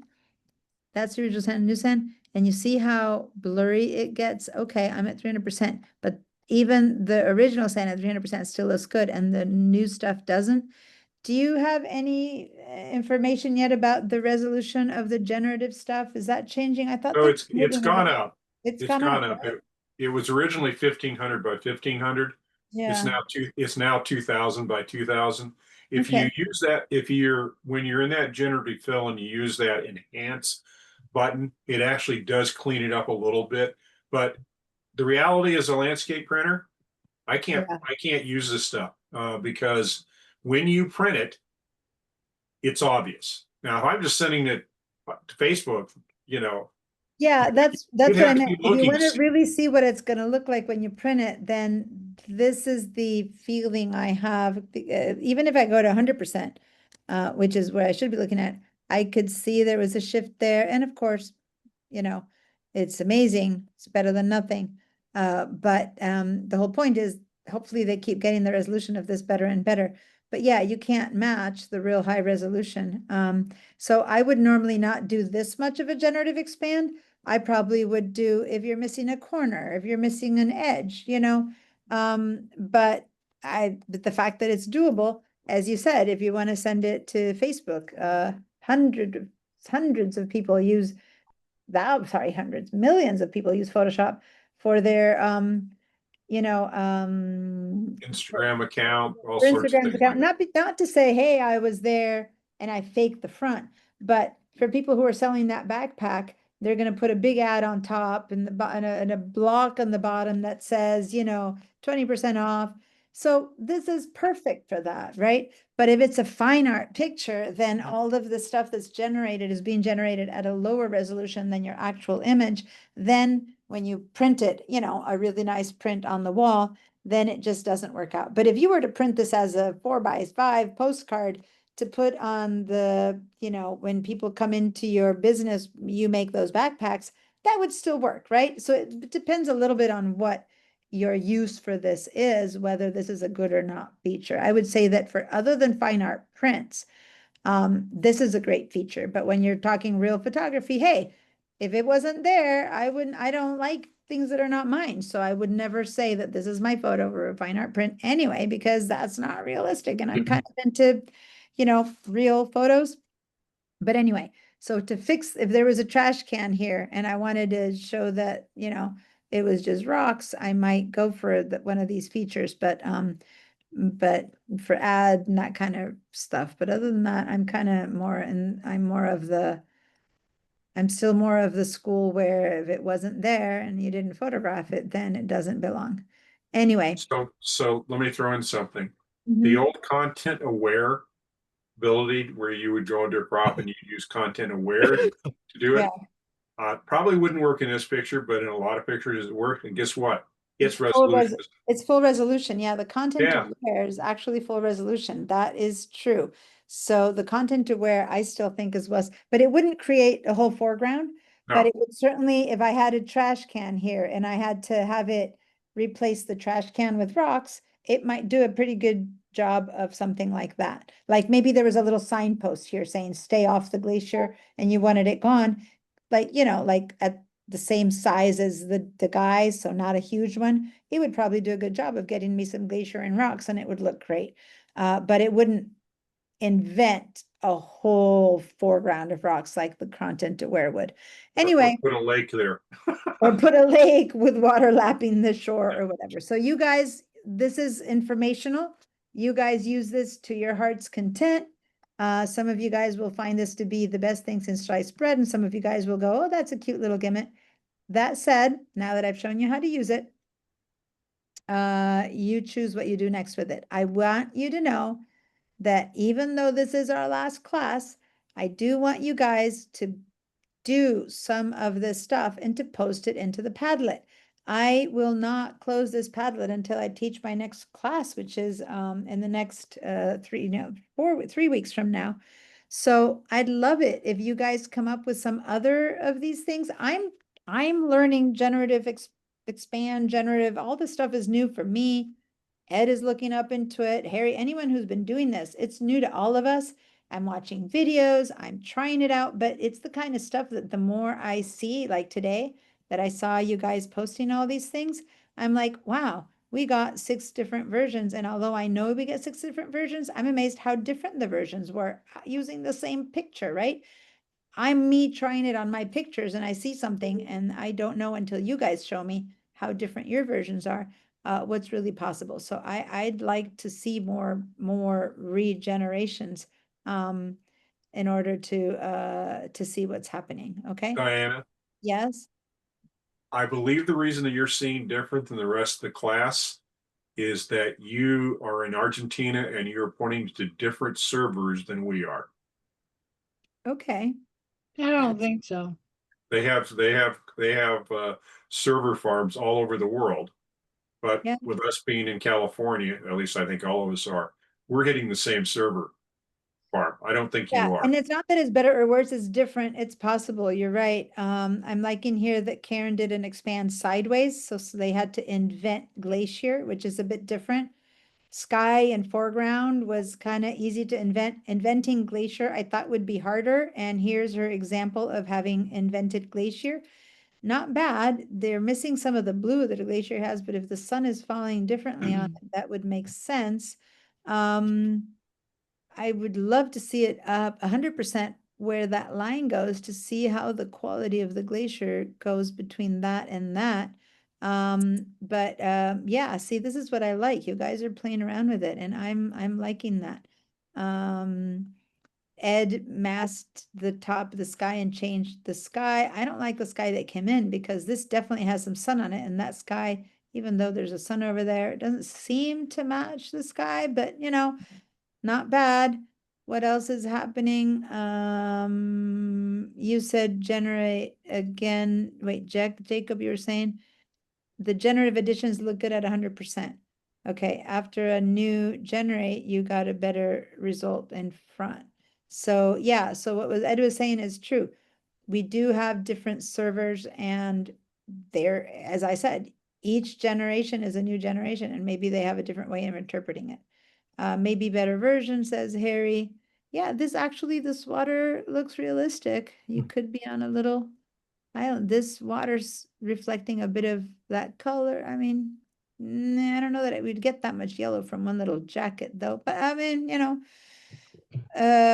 pretty good. Okay, cool. Love it. Love to see that, but I would love to see also. Hey, Diana, could you go back to my picture again? I got a question for you. This one? Yeah, so you're talking about the light. So if you look at the sky, the brightest part of the sky is the upper right quadrant heading toward the left. And all of the light that's on the glacier is set for that. Yeah. I mean, you were saying that you thought it was. Yeah, the way I see it, maybe it's the color of the sky. This seems to me, all of this seems to be that of a very clear day kind of light. It's just my impression that this was a very clear day kind of light. That doesn't look like a very clear day kind of sky. So I don't feel like it matches. In fact, this bit that's been generated or that I don't know. It generated it. Seems like there's some haze and there's no haze here. So I don't feel like it's matching. That doesn't mean that I'm it's, and now this little cloud seems to match the vibe, and then this one becomes kind of murky. And I know skies can be like that, you know, when there's a fire and you're in the middle of this bright blue sky and then the background. So I'm not saying this is impossible. It just doesn't seem to belong at first glance to me to the same picture. Because this would be a softer light and this is not soft light. That's just my impression. Okay. That's Let all. me throw in something because you said a magic word right there, the word fire. So Yeah. let me throw something out to everybody here. There is an app called Watch Duty you can put on your phone. Oh, yeah. What? It's free. Watch Duty, WATCHDUTY. Yeah. It's free. You can set it up where it will alert you to any fire in the area that you've selected. So in my case, I have the Tri-Counties selected because I have a daughter down in Ventura. And it Yeah. tells you fires within minutes of the time they happen. So there is Yeah. a fire that just started up just to the east of Santa Clarita, and they're really hitting it hard because it's hitting fast. So nice Yes. to have. Thank you. I And have yeah. that app too. And I was gonna say that I have in Argentina, I checked in on my family. I said, guys, are you aware of the fire? Keep an eye on it because they were about to travel up north. And they're like, how did you know? It was from the Watch Duty app. So yeah. Yeah. I'll do better. My wife and her family were in Maui this last week, and a fire started up, and I pointed Watch Duty at Maui, and it worked perfectly. Yeah. So it's a good app. Well, my husband's coming back from Mammoth because he's in Mammoth, and yeah, he should know about this one because he's gonna go through Santa. That's kind of the way we usually go. So I'm gonna warn him. They've already closed some of the roads. He may not be able to go that way. Yeah, I told him to download the app too. So hopefully. Okay. Anyway, that's my public service announcement for the Public day. service announcement in this situation is definitely a good idea. So thank you for that, even though it wasn't strictly Photoshop, that was useful. All right, let's move on. And we're kind of midway but I want to do the same thing on another image. So let's do the same thing on another image, and then let's take our break before we start on the third image. So yes, Barbara. What would happen if you lowered the quality of the photo before you added sand in the front and clouds up on top? Oh, God, that hurts my brain and my gut to think of lowering the quality of photo purposely. But if you desperately need to use that photo and you desperately need that sand, maybe you can transition part of the rocks that the guy is doing, like bring it down the. I know, but I mean, it was like, whoa, but you're right. maybe it And matched then when you better. get finished, you use. Hold on, if this is gonna be a post on Facebook, social media to show, hey, look where a backpack has arrived at, go for it, but other than that. I don't put anything artificial in any of my photos, so. Oh, Ed, what were you about to say? So you reduce the resolution, match them up, and then you use the super resolution to take it back up. It wouldn't work. It wouldn't work. It'd have so many artifacts. It would be terrible. Yeah, it wouldn't be terrible. I wouldn't know because I've never tried it. Again, for social media. For social media, if particularly if you're about to write a big banner out going, my backpack made it to, the North Pole, who cares? So I guess when I answer those questions, I need to, well, what are you going to use it for, right? Right. But normally the last thing you want to do is make something worse than it is. But yeah, I get it. If you need people who are doing content creation, who are just needing to pump things out because they need to have like 2-3 things out a day. I mean, it's a grind. They would have no qualms about doing that. And you and I, who are looking at that and that ad in Instagram and Facebook, would never even notice. So for that purpose, yes. But if it's me showing, look at my trip, look where I got to, and I want this photo, I would cringe at doing something like that. But yeah. Okay, but no, and why not? Yeah, for true use purposes, content creation, that's probably a great solution. Okay, I'm gonna share my screen again. Let's go to the second photo that I asked you guys to open. Which let's save this, by the way. This was already a PSD. So if you want to keep the original, I'm going to save as because I don't want to harm the original because it's my sample photo to start with. So I'm going to do save as, but you guys can just do a save because it was already a layered file, but I'm going to do save as, and I'm going to say, and I didn't really teach you the presets on this one, which I could now, I guess. And I'm going to say Glacier dash generative expand sample. Okay. But this one was actually supposed to be for presets. So maybe I should show you that instead of another generative expand because we're in the photo that's supposed to be for that, but now we'll use it on our newly generated images. So this is one that I appreciate that it exists. And again, for people who are generating a ton of material, it's a really good feature. But you know how I'm telling you that you can create all these, I can now create adjustment layers for brightness, contrast, levels, exposure, color, balance, white. I can do all this stuff. And these are the ones that are, I guess, if you want, similar to, they're not the same, but similar to what we could do in Camera Raw, where in one tool I showed you how to mix and match and we got like 3 or 4 different looks. If I applied to this image now, one of these, one of those, one of those, one of those, one of those, one of those, next thing I know, I have a completely different image. Good. If you know how to use those, that's how I will still keep doing it. But there's a new tool, it's not been so new, that's been around for a few sessions now, a few generations now, versions of Photoshop now. I had you guys close up the adjustments. If you double click on the adjustments, this is something called presets. If you don't have enough space, you might need to like close your histogram a little or something to get some of the presets panel to go, or maybe bring down your layers a little bit. But I'm going to show you, there's a ton of presets, and I'm going to close this one a bit. Portraits, landscape, photo repair, creative, cinematic preset. Now what this is, You get presets. you might be in single adjustments. Single adjustments, this is exactly the same as going here. So I've always sent people to create their adjustment layers this way. I would go over here. I would say, I want to make this look whatever, yellow. It's kind of hard to change white per se, but let's say that I go down here and I would choose a photo filter and I would add some warmth to it. And I'm being really exaggerated so you can see now everything is looking warm. Okay. So now that is an adjustment layer that adjusts what's underneath. Okay. Now, that is exactly the same, only I'd have to look for it right here. There's my photo filter. So everything you see in there is what I've been for years going down here to find. It's the same work, everything, gradient map, selective color, whatever's here is what's there, okay? Now, instead of having you do your own, Photoshop for the last, I'd say 2 or 3 versions of Photoshop has come up with something called presets where they've put a bunch of them together for you. So let's head over to the landscape one, since this is landscape.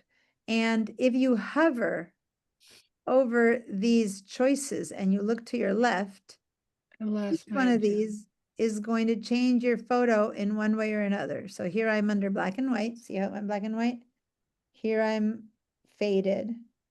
Here I'm in warm contrast, high contrast, and all they've done is they've created a whole bunch of changes and set them up together for us to just choose one. So say that I choose faded, or let's go with, which one should I use? One that's the most different. Let me go for the most different one, only because I want it to be very clear. Let's go to the black and white. If I say I like this one and I click on it, then if I look at my layers, all I have is 2 layers on top, which create a little group. And basically all they've done is they've added basically white adjustment layer. Okay. So I could have made that myself, but if I don't know how to do that, a lot of people now don't really learn Photoshop. They just like apply presets that they buy from people who make presets for them. And this is an example of a preset. I'm going to get rid of it for a second. Let's see if we have one a preset that it's hard. This glacier is very white. There's not much color, so none of these seem to change it so much. I can go to portraits, and let's see if I make it more sunshiny, or see, I'm hovering over it. That's all I'm doing. And I'm looking over here to see the change. Warmer, moody blues, darker, brighter, classic black and white. Let's see if I go for moody blues and I click on that one. Then when I come down here, this one used a photo filter and a curves. And then they put it in this little group, and that's what is holding the adjustments for this one, okay? So this is basically to save the trouble of doing it yourself. Then you can also keep modifying it. Maybe I open up this one and I make it even bluer or something, you know, like I'm making it ridiculously purple. So I can keep adjusting them. But this is just a easy version of doing it yourself one by one, okay? You choose an area that you think is near what you want, and then you can keep adjusting them from there, or you can mask out the effect on one of them. Anyway, just wanted to show you that because I rarely show them, because I think that the whole point of this class is to learn how to do your own, but they are there. You might want to, here's a creative one, and creative ones are like funky. Let me turn this one off, and they'll, again, on a picture with more colors, you'd see much more of an effect. Here's a cross-processing one. I remember at school at Brooks, we would learn how to do cross-processing. It was a big deal, and here you are, a little filter does that. Really looks different, right? Sepia tone. This is infrared effect, which is basically a negative, or, no, this isn't infrared. This is a negative effect. There we go. So anyway, all I'm going to say, if you want to play around with these, please do so. This is as much as I'm going to explain these. What I do want to say that I think is good over here is that, and I'm going to get rid of these changes now, is if I have 20 photos of this guy in front of this, maybe this is a photo shoot for my backpack that I make, right?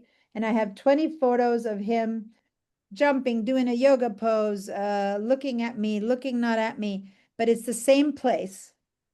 I open one photo and I create a set myself of adjustment layers that I really like.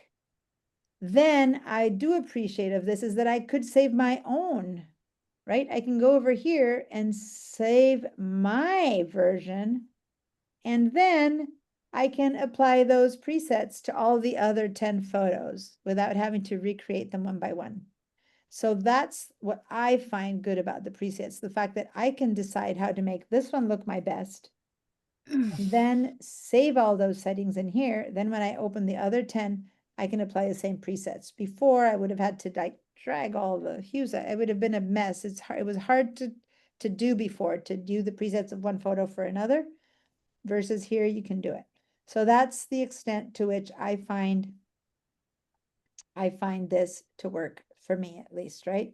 But anyway, explore it to your heart's content. I'm going to kind of done with that, explain what it is, and then I'm going to just double click to close it again and play with it. Diane, how did you bring the presets up so quick?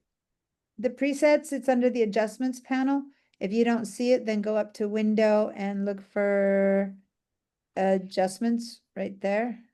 You know, hold on, window. I have adjustments. Okay, so then the preset single adjustments, you have to make some space for it, or presets. There they are. Again, this is not the best photo to I still didn't find it. Much color. Okay, share your screen and I'll show it to you, and then after that we're going to go on a break. Ed, your hand is up. What's that? So one of the problems I always had with presets is that they modify the layers below also. And so then I have to go back and forth and stuff. Yeah. Just for me, Yeah. using the profiles inside Camera Raw are a better way to do presets in my mind. Yeah. So hold on for a second, because I see what you mean. You don't seem to have your presets. What's your Photoshop? Your Photoshop is 2025. And you don't have the presets. Something seems wrong there. Can you go see what version? Go up to Photoshop and say about Photoshop to see what version of 2025 you have. But the presets have been around from way before Yeah. I don't have it Uh, either. Yeah, I don't have it either. what, it's too small for me. 26.5.0.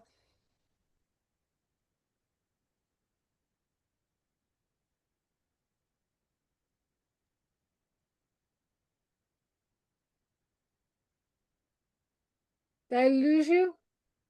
Deanna, you're muted. I'm 26.9. I'm sorry. You should have, the presets have been around for quite a few versions. I just never bother showing them because I don't find them that useful. In part, what Ed said is true. But for people who don't know these programs, they're coming into all these like automatic things and they love them because they don't have to think. That's the way I see it. I'm being kind of nasty, but yeah, I'm surprised you don't have them. And in your version, you should have them. So I don't know what to say. Sharon, you don't have them either, you said? No, no. I don't wait a have minute. them either. I don't have This is it. Karen. I don't have them either. Really? Have them reset their profile. That should bring them back up. What? I can't find my Zoom now. Didn't do it, Ed. We didn't close it. So it's not about resetting their workspace. You said reset their profile? What's that? The workspace, that's what I No, meant. the reset of the workspace, Barbara just reset it. If I it's not did. there for like 7 people, that's not about resetting. That is so weird. And it's not on, if you're under Windows, it's not one of the No, it's not one of choices them. under Windows. No, because it's in, the presets are within adjustments. So I really Yeah. don't know what to say. Since I'm basically teaching them to you and saying, I don't really like them, I'm not going to worry too much about it. But you might want to go in and do a search and find out why are presets missing in the adjustments panel in Photoshop. And maybe there's something there that I don't know. I'll let Ed do that since he's good at researching things. But like 5 of you at least piped up to say you don't have them. And I don't know. It's been in my Photoshop for 2 or 3 years already. And I've always been like, I guess I should show them to my students and blah, blah, blah, blah, blah. Since I It don't comes have and them. goes. Some days it comes up, some days it Ed looked doesn't. it up. What's the answer, Ed? So if you do I'll tell you what, in my mind, Photoshop is something that you're always relearning. You learn how to do a thing and then you don't use it for 10 years and then you have to use it again. So the search engine is the best thing. So I searched presets, and when you do that, under the edit menu, there is a preset manager. And that may be what's not working for them. I just found that I did a help and I put in preset and it's got tool Let presets me and just- migrate No, presets. that's not it. Let me just show you what Ed is saying. You're saying over here in this search. Yeah, that's not it. Forget it. I opened it. It's not That- the presets for this. So I don't know. Tool presets manager. I'll tell you what, when we take the break, I'll try and do a search and find Yeah, out. none of this seems to be the answer. And yeah, let's I hate this window because I never know how to get rid of it. Once it comes up. I missed half of what you said because I kept Yeah, looking, it doesn't trying to matter, but I find don't know how to get rid of presets. this window and it drives me crazy. How do I get there? Escape. Okay. Let's go on our break. And Ed will look it up and stuff. It's not any old preset. It's the presets inside of the adjustment panel that for some reason you guys are missing. And I personally wouldn't miss it too much because I'm teaching you to say don't use it, but just in Are case. you saying it should be one of those icons under add an adjustment? Let's just go on a break. Let Ed do his research because he likes doing that anyway. And let's just, I need to, I want to Okay. move. I have so many other things I want to teach to you today, and teaching you to find where something that I don't particularly like is not on the top of my priority list. Let me look at the time. What time is it? 3:26. Can somebody please tell me what that means for 15 minutes? Be back at what time? 41. 3:41 p.m. Okay, see you guys in 15.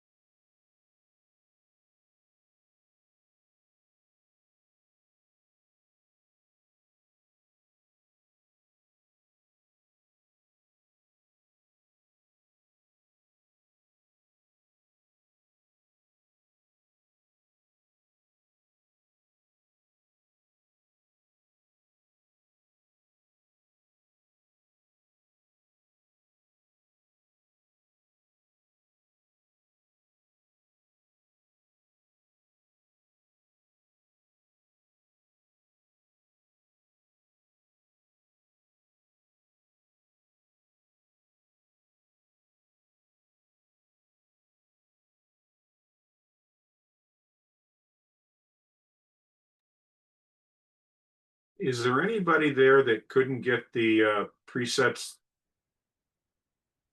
I just found the answer. I put it in the chat. I'll show people how. Okay. to do it. Yes, I'm here. So I imagine it's because of the classic view. Didn't hear that. Okay. I'm I'm checking. gonna go, I'm gonna go Henry? take my break now, so. Okay. So you put it in the chat. Yeah, that's it. Okay. That's what I found also. Tell me again what it was at. So if you, when you're looking where adjustment stuff, you go over to the right-hand side, there's a hamburger, the 3 vertical lines. Click on that. That'll give you a set of menus. And down at the bottom, it says modern view and classic view. And I'm going to guess you have classic view set. If you change I to have modern view. you have modern view Mm-hmm. and you still don't see presets. Still don't see presets.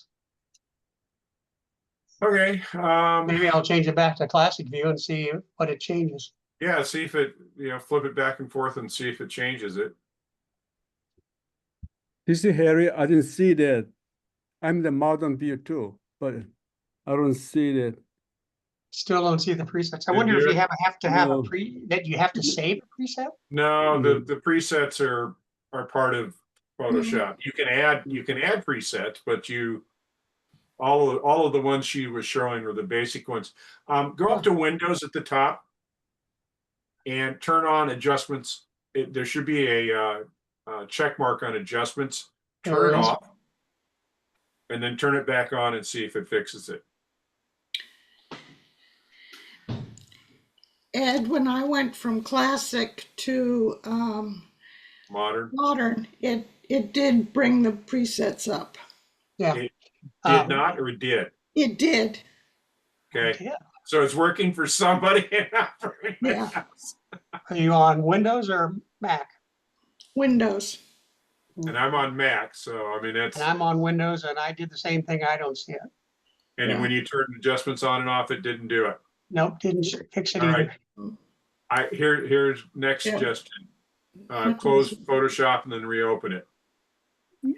I did it, but it didn't work. I have a Harry, it preset. didn't work for you? Yeah, I have a preset, but photo repair, create black and white. The last one is cinematic. Then under that, there's a your preset, but I don't have a your preset. Okay. Yeah, I don't have that one. All right, I'll tell you, there's a whole bunch of things that it's throwing up at me. Did you guys, either one of you guys just do an update to a new version? No. Okay. Yes. Yes.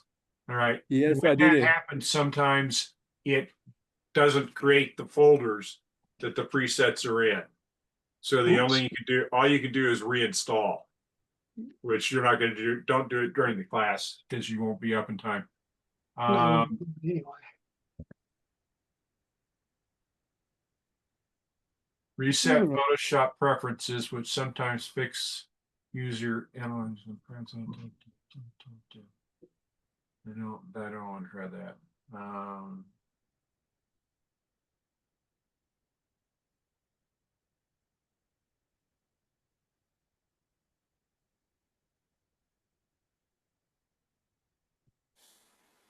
Check out my full video on how. Well, that's weird.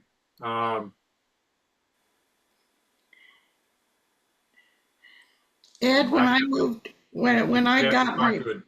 when I got my presets back, I had to lower my layers level window to see anything. Nothing came up until, because I'd moved my layers window up. That is also a possibility that Yeah, if so you've taken now your I can see the whole thing, including the your presets and all. So I have the whole panel now, which I will get rid of in a minute. But Michael, is Hello, your Ed. layers panel all the way at the top? Can you pull it down?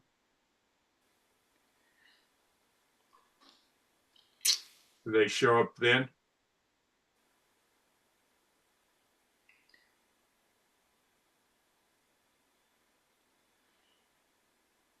Michael, did you hear me? You're muted. Sorry. Yeah, no, they're still not showing up. Okay. Unfortunately, a phone call to Adobe. Oh, I hate calling them. Well, I'll tell you, I mean, first of all, I don't do searches anymore. I use AI to do searches, and it gave me 20 different things and none of them seemed to work. So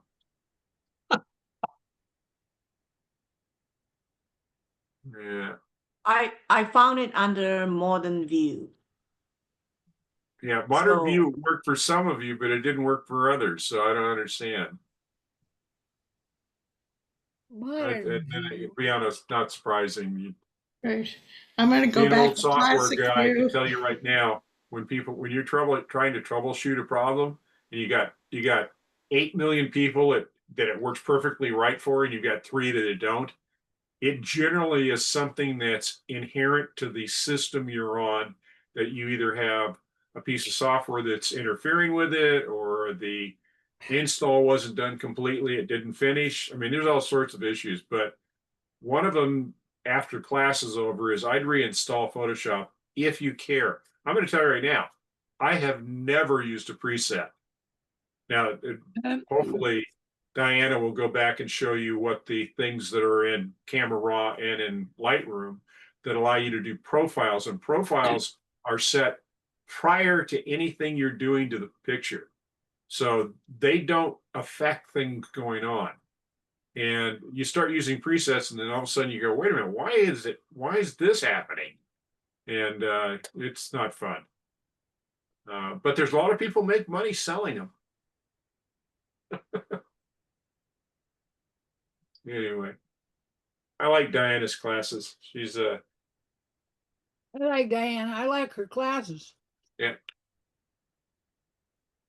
I can't think about going to sitting in a classroom. You've been in my Lightroom classes. I think I recognize your voice. I've probably been in, well, I've been in every class that Diane has taught, even though I'm not a graphic artist, because my wife will come up occasionally and say, can you do this? And I go, yeah, I can do it in Illustrator, but I have to figure it out again, you know? But I've been a photographer for 60 years. So I only have currently about 800,000 images. So the gentleman that was showing the pictures of Bodhi, it made me go back and look at my Bodhi pictures, you know, okay. So. Was it Chuck Place that made that little brochure on photographing Bodhi? Say again, please. Was it Chuck Place that made the little brochure on photographing I've Bodhi? never taken a class from Chuck. Oh, it wasn't a class, but it was a little brochure I had picked up. Well, You know what? Actually, I'm listening. I just popped into the computer and I heard someone mention Brody. It's the photographer who's here, Thomas Morse. He's the one who made that booklet about photographing Brody. He takes people there. What's his name? The guy, Thomas Morse, who's here in the class, who showed the Brody for, he's the one who made that booklet. It's Oh, really? Yes, about it, yeah. Oh, cool. It's a nice He little. takes photographers there and leads people around. And So Diana, while you were gone, yeah, some people were successful by going in and changing to Modern View. Other ones did, and it didn't work. And we couldn't figure all of the 20 things that I found that supposedly would fix it, didn't. So I suggested that after class is over, they just reinstall and see if it fixes it. okay. Anyway, since break isn't over, I'm going to take a few more minutes, but thanks. And Thomas, Barbara was asking about your Brody book there. Thomas just showed up. So yeah, go and tell him about your Brody things. Yeah.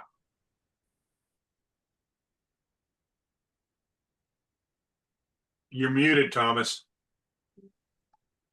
The Bodhi book was written while it was still film. It was actually written in 1986 and published in 1990. But it's kind of an interesting book. Anybody that wants a copy of it, I've got a digital copy I can send. I would like to see that. very definitely. It's really nice. You could Yeah. probably send it to Diane and she could just send it out to everybody. Yeah, because I have both digital and hard copy. Let's see. So when did you shoot at Bodie? I taught the Bodie workshops from 1975 to 2010, and I pioneered the shooting with diffusion panels and reflectors and stuff like that for the interiors. And then when we went to digital, of course, we've got a lot of things that we could do that we couldn't possibly do with film before. And who did you do the workshops for? I taught the workshops for Nikon, Fuji, and Leica. And I Cool. worked for all three of them. But I taught high-level workshops for Leica and also for Nikon and Fuji. So we I did- once I worked at Kodak for about 2 weeks as a photo information specialist. So they assign you to a national park during the summer and you give all of the things. And then I found out that my winters were going to be in Rochester, New York. And I went, no, thank you. Oh, different Yeah, career. I was actually supposed to work, go to RIT, and I went there at the end of April to present my portfolio, and I got caught in a blizzard, and I said, I'm not going to go to school where there's a blizzard at the end of April. Do you know Tony Rose? I have to assume you do. Pardon? Do you know Tony Rose? Oh, yeah. Okay. Yeah. I've known Tony since the early 70s. He sold me my first camera when he was at Yeah. Anderson's. And he's Yeah. still I Yeah, I haven't went talked to me in a there while, but he's down in Thousand Oaks these days.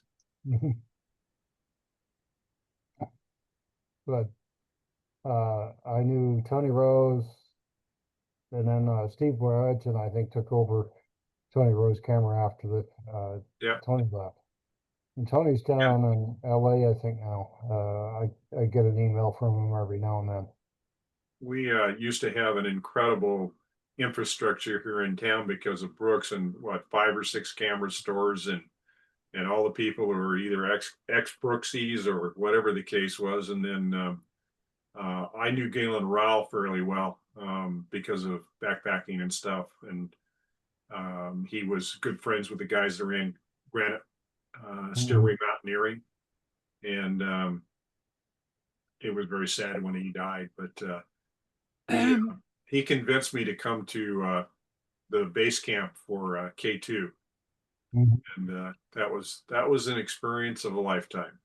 You know, I'm sure it was. Yeah, I used to own 2 photo labs here in town. One of them still in business, Color Oh, really? Services. All right. And I used to What own were the Type R what were the Color names? too. Pardon? What were the names of the two, sir? I own Color Services. I started Oh. Color Services, and then also I own Type R Color. Very cool. Which is no longer, it went out of business years ago. You guys are locals to Santa Barbara. Color Services is the whole institution. Yep. Me, just say that I was walking back and forth doing some stuff for my mom, and I was like hearing you guys talk, and it's so cool to have all this stuff. I mean, I know a bit about you guys from little bits that each one of you told me. Well, Thomas has told me much more. Thomas has been in my classes since before COVID, like when we meet in person, and that's why he brought a lot of his little booklets, and that's why Barbara is remembering it, because he had these booklets about how to photograph Bodhi from the time of pre-digital.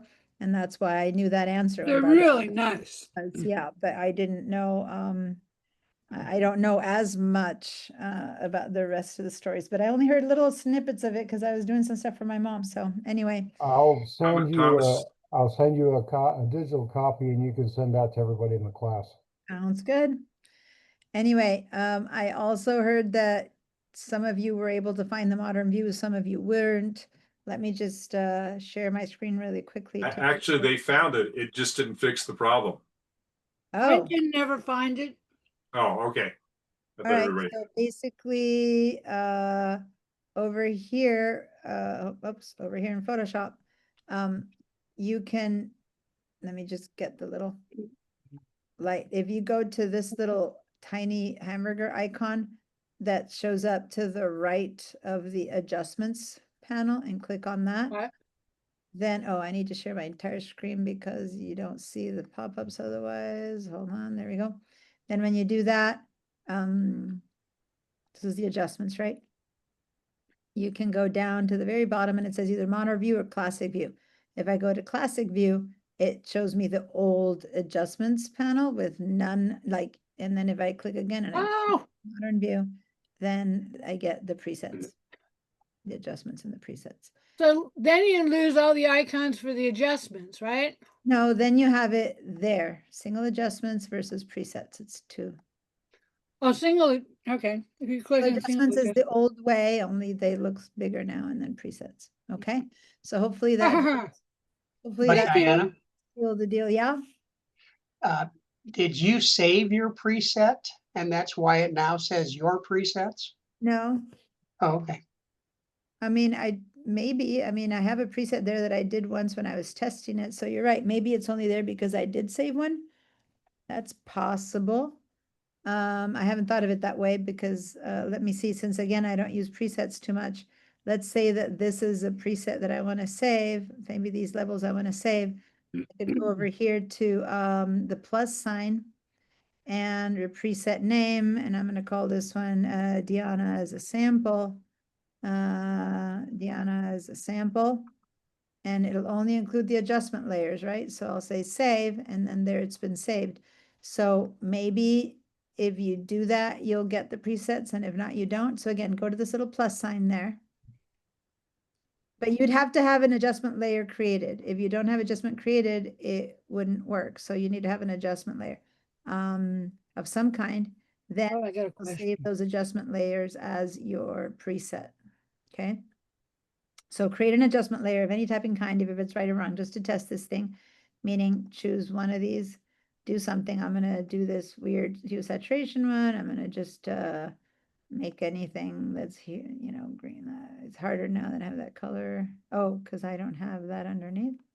Why is it not doing anything?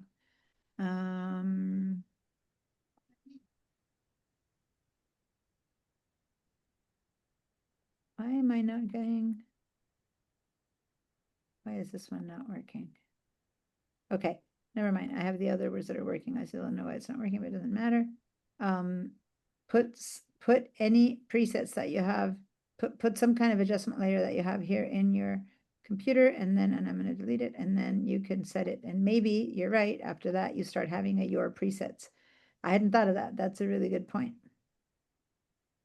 I just tried that and it didn't work. Go ahead and share your screen for a second, and then after that, I'm going to move on because I really don't care about the presets. Yeah, Diane, can you make a preset and then save it in? That's what Michael's saying. Michael, can you share your screen? Let me see if I I can. am right there. So I made that. Hold on, it's still not sharing. There it is. Okay. You made an adjustment layer. Okay. Now Yep. go to that Then I went to add. plus sign, yeah. And then I named it, I'll just say ML1. Okay, say save. Save. It happens down here, but it doesn't pop up here. That's weird. Huh. That's strange. You know what? Maybe it saved under portraits, since you had portraits selected. Open portraits to see if maybe it created a new one under portraits. Oh, Yeah, it saved them there. Look at that. No, it did? Look up. Yeah, the first two. See next to the guy, the first two, Oh. because you had portrait selected. So Oh now yeah, look at there it is. try again, go back up again, close the portraits, close the little portraits thing, and then now click away. See if you can not click on any one. No, It won't let me click on anything you have to have one or the other. outside portraits, landscape. That's weird. Create a new Cinematic. folder. Let's do this. Create a new folder. Let's see if the folder gets created outside. Go, test one or whatever and say save, and let's see if that folder gets created outside. No, it probably saved it inside of cinematic. Huh. It did. Now can you drag it out? It's weird. Yeah, I don't know. Anyway, Okay, let's move at on. least you can save your presets inside of Yeah, I just portraits. gotta remember which one. Yeah, that's bizarre. Anyway, that's it. That's all I'm trying right now. You Yep, guys keep working I on it. agree. But But at least we figured out you can save your presets, if not under your presets feature, but I'm sure that Ed will put his brain to that and give us later an answer. Knowing Ed, and his needing to discover things. Okay, I'm going to share my screen. And I thoroughly appreciate all of this back and forth talk, you guys. It's like nothing's more fun than learning new things. And I have never been the kind of person who figures that they know it all. I mean, I know a lot, but not all.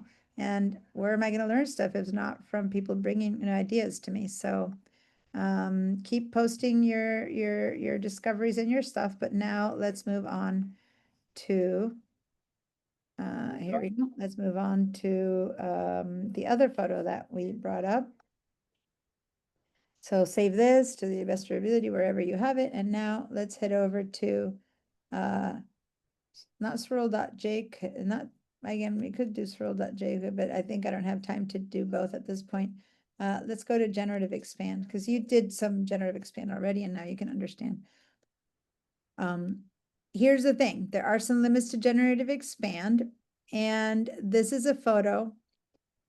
This was a selfie, and you're looking at faces and whatever. And after I was done with a selfie, I thought, oh, shoot, I didn't get the whole sign. In fact, actually, I did. I do have another one where I did get the whole sign. But had I wanted to get the whole sign, I didn't have it. So in this case, same thing we did before. So all we need to do is go to the crop, and then we're going to hit the generative expand, drag the canvas first. And I just wanted to add, I still have it preset. I don't want that. I have it preset for square. I don't want a lot of invention everywhere. So I'm actually going to undo that.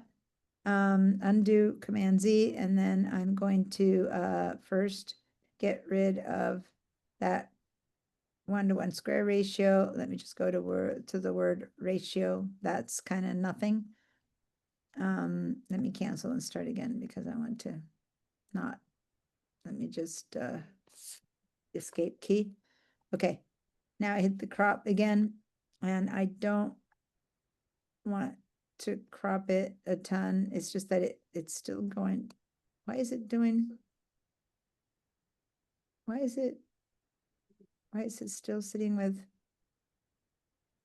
I want freeform. I went to ratio.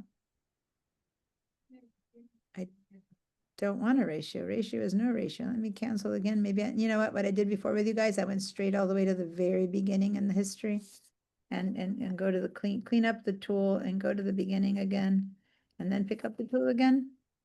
Why is this remembering the square? I want to regular ratio. And I just want to add to the left, but I don't. Okay. It's like it's remembering. I don't want it to be a square. Go back to the beginning and click out of crop, and then back into crop. Then go back to history, go back to generative expand. Yeah.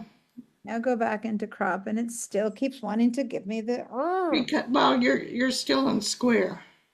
I know, but I had gone out of it. No, but up at the top. I'm gonna go over here. Now go up to and make it ratio. Clear. Ratio. Yeah. Okay. Okay. Make it clear. It's clear. Thank you. Thank you. One of you guys mentioned clear. That's true. Ratio clear is good. Then I'm going to go back to the history, change the tool, come back. There we go. Whew, that took some doing. Change the tool, come back, clear. Get out of the thing. And now I'm ready to go. Okay, so all I wanted to do was to expand it a little bit on the left, about the proportion that I think it needs. So if it needs about this much more from there, I just gave it a bit more. Maybe that's enough. I don't know. But it's going to have to generate quite a few things, and I wonder what it's going to do with that. Cool. Now I'm ready to hit generative expand. This one I did do the other day, by the way. And that's why I brought it into class. I hadn't done the iceberg, but I did this one.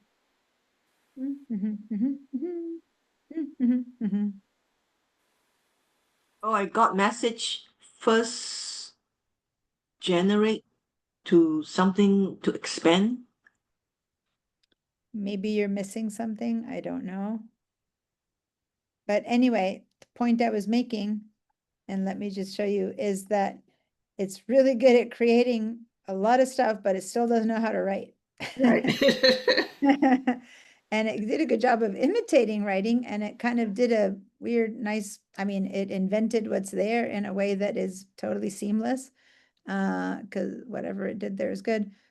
And but it can't write. Now, that said, once this is there, what would be easy if I really did know what this said, this marks the east end of the canal. So I probably gave it too much because all I need is a H2 Hudson River. So what I can do now, and I did try it and it was kind of fun, is I made all of this new stuff blue. Okay. I used my my tools to make everything blue. And then what I did is I did it for 2 or 3 letters and I had fun and then I stopped, is start finding from here an E. So I copied an E and I put it there. And then Hudson, I found an H. No, that's where I stopped because I couldn't find an H somewhere. Was that where I stopped? Yeah, I couldn't find an H. But anyway, so all I'm saying is you can kind of fake it. You can make an H maybe out of the, no, there's an H. I found an H. What was it that I didn't find? It carried products and people between the Hudson River and Lake. There was an A. Was it the U that I couldn't find? Yeah, it was probably the U that I couldn't. No, there's products. Maybe I just got tired and I just didn't want to keep going. But I just practiced it. So you can kind of fake it with other letters that are there. You can recreate that. But I thought I'd show you that. It's a really quick little thing that I can show and then you can go on. But that said, you can also generate a little tree over here or a bush over here to hide that. And then it works. Okay, that was just a little fun to show you that there is some limits to this generative expand. It still can't learn to read. It hasn't learned to read. Okay. And then what I wanted to do with the swirl. So maybe, by the way, I will do a quick little screenshot just of this beat, if this to show that it doesn't necessarily know how to write. I'll post it later. But other than that,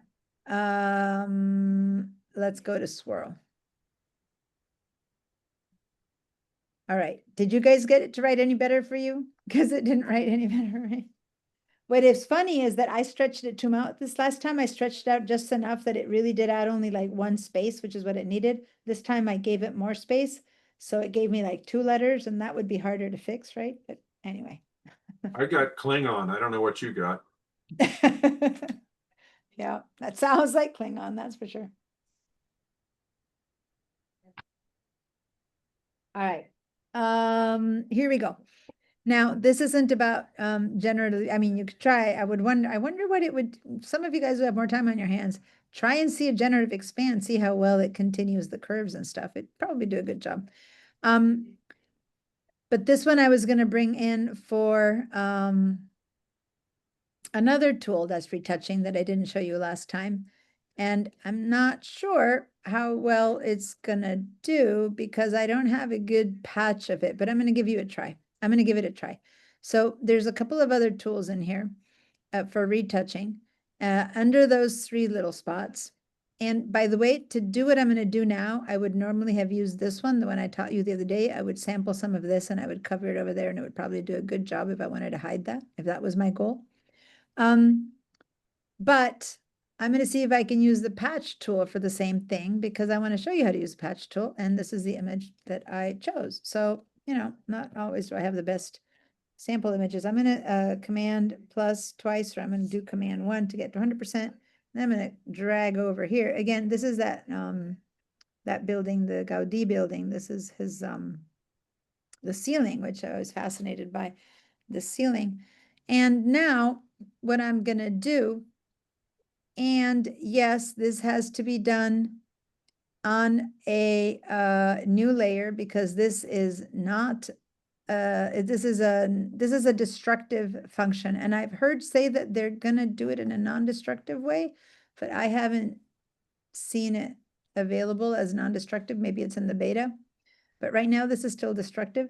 So I'm going to go ahead and I'm going to copy the background. So I'm going to do Command J or Control J. So I have a second layer of this one because this is going to happen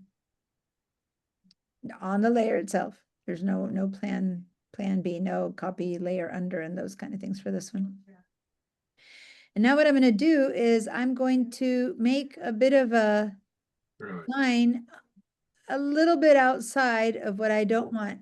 And then over here, don't try to go to the edge. Put your mouse like in the black area, and then it'll do a good job of grabbing that edge. Okay. So once again, you never want to select and try to grab an edge because you'll probably miss some of that. Just go down like this black area and you'll see how then you can get all of the edge. Okay. So now do your best to get yourselves just a bit more than what's actually there. You need to have it have a little bit of a margin, and then you have to close it. So you need to have and go ahead and do that. Okay, and I'm going to command minus a bit so you can see better what I'm doing. So once you have that done, oh, Barbara, yeah. You're muted. How'd you bring up the second layer with the Oh, background? I did a photo? Command J or Control J, so it gave me a copy. Thank you. You're welcome. Command. All right. So now I have to find a place that has about this shape out here that might work to put in there. And there's not that many places here, so I'm going to just try to put it kind of right here and see if that works. So watch what I'm going to do. I'm going to go back over here and I'm going to just drag. I'm going to put, see how what's happening is that this is the selection that I made. And if I were to drop it over here, see how a piece of that lamp is going into that spot? If I drag it over now I'm going to go, this is the nearest I can think of. Unfortunately, it's going to give me a bit of a exact copy, but let's see if that kind of works. And what's going to happen, the reason you needed a margin is because once I let go of my mouse, it's going to do its best to blend it. And once I'm done, that piece that I sampled by dragging it over is going to go in there. I'm going to go ahead and do a hide my my selection so I can see better with the Command H or Control H just to see it's not gone. It's just hidden for a second. Control H, Command H hides it so that I can now, I'm going to go to 100% again, and I'm going to inspect the border, the edges, and I'm actually pretty happy with that. Now that there is repeating very obviously there, right there, but only because I was paying attention to that. If I don't pay attention to that, I'd say that I'm pretty happy with it. I can always go in and adjust that with another little copy. But so from before and after, Copy patch. if I don't know that I was doing that, I think that's a pretty good deal. What do you think? Good. Yeah. So these is pre-artificial intelligence. This is what been the kind of stuff we've been using for years. Okay. This patch tool has been around forever. I don't know at this point how, but I'm going to throw out 10 years. I don't know. It's the beginning of the content aware tools. Content aware is something that we mentioned with Ed today. Content aware tools were pretty amazing.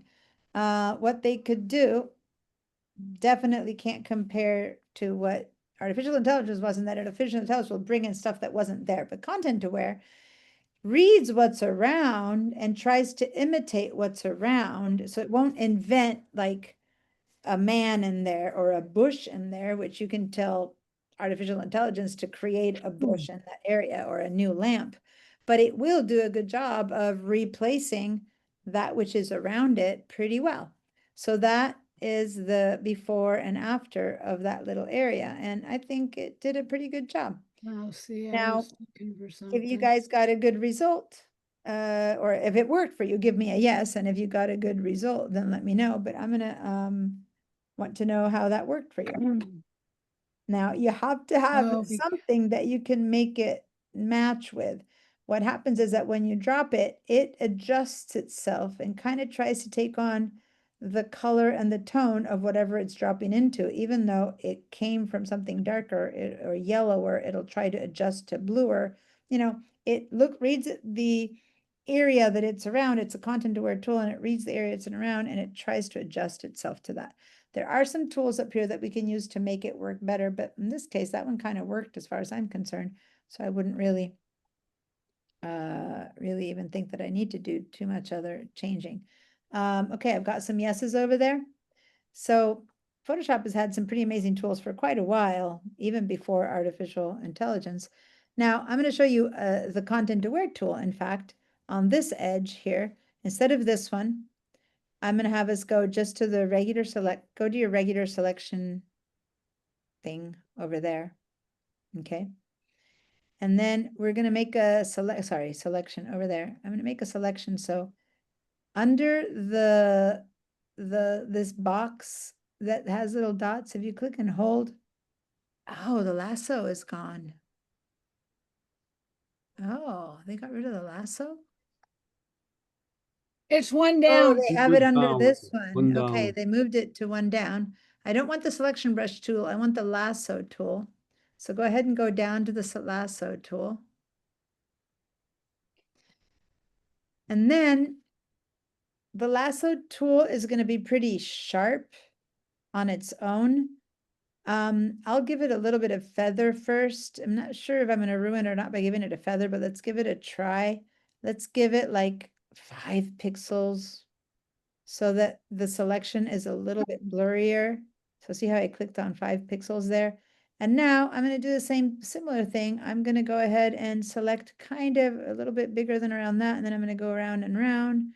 And once I've got that, this time, I'm going to do a content aware fill. I don't know if any of these are a content aware fill. Let me see. I don't think so. These are probably negative. So I'm just going to go up to where it says edit. And I'm going to get the content aware fill. Content aware fill. Right there. I'm going to let go.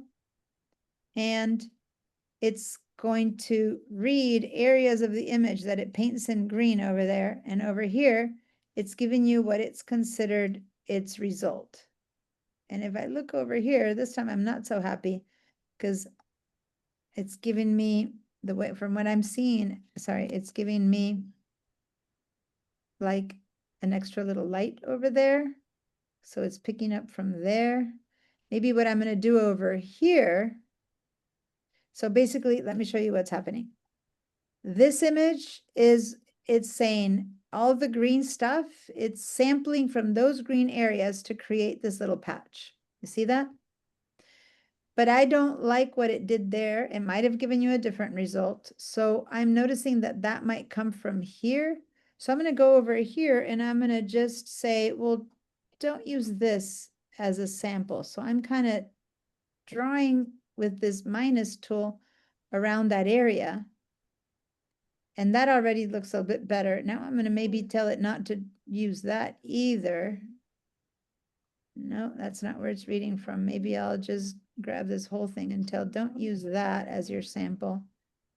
Now I'm liking it a little bit better now.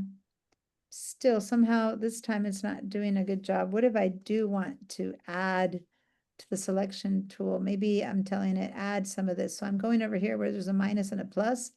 And I'm saying read from here, just in case that helps.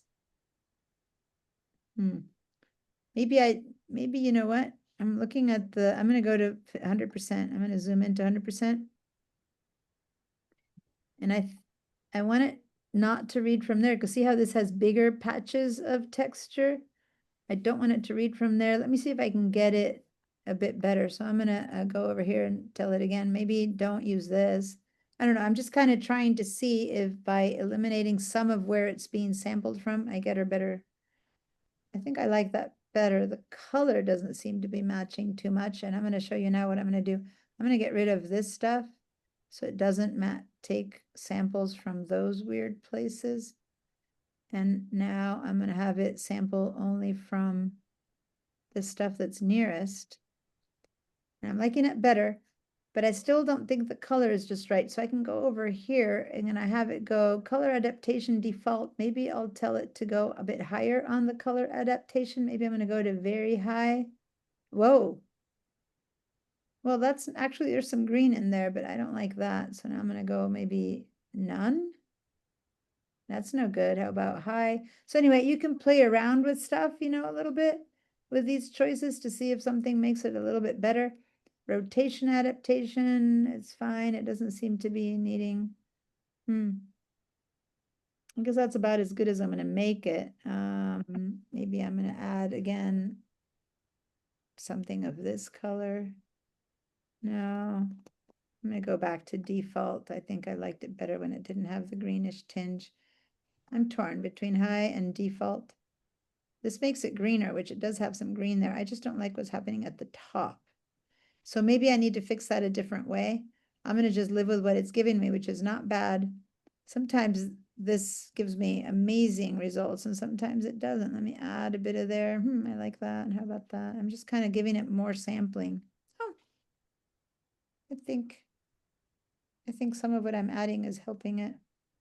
I actually kind of like that one. Now I only have that area that doesn't look, but this all looks pretty natural. I just got to fix a bit of that. Anyway, so basically you have it read, I'm just kind of minimizing this. You have it read some of this stuff and it's figuring out with some of the stuff. Now this version, this tool can be done in a non-destructive way because it gives me the choice to output to a new layer. You see that? So this tool, the content aware fill, can be done non-destructively. I could also tell it to do it into the current layer, which would be destructive, but that would be the last thing I'd want to do. So I'm going to have to say okay to that.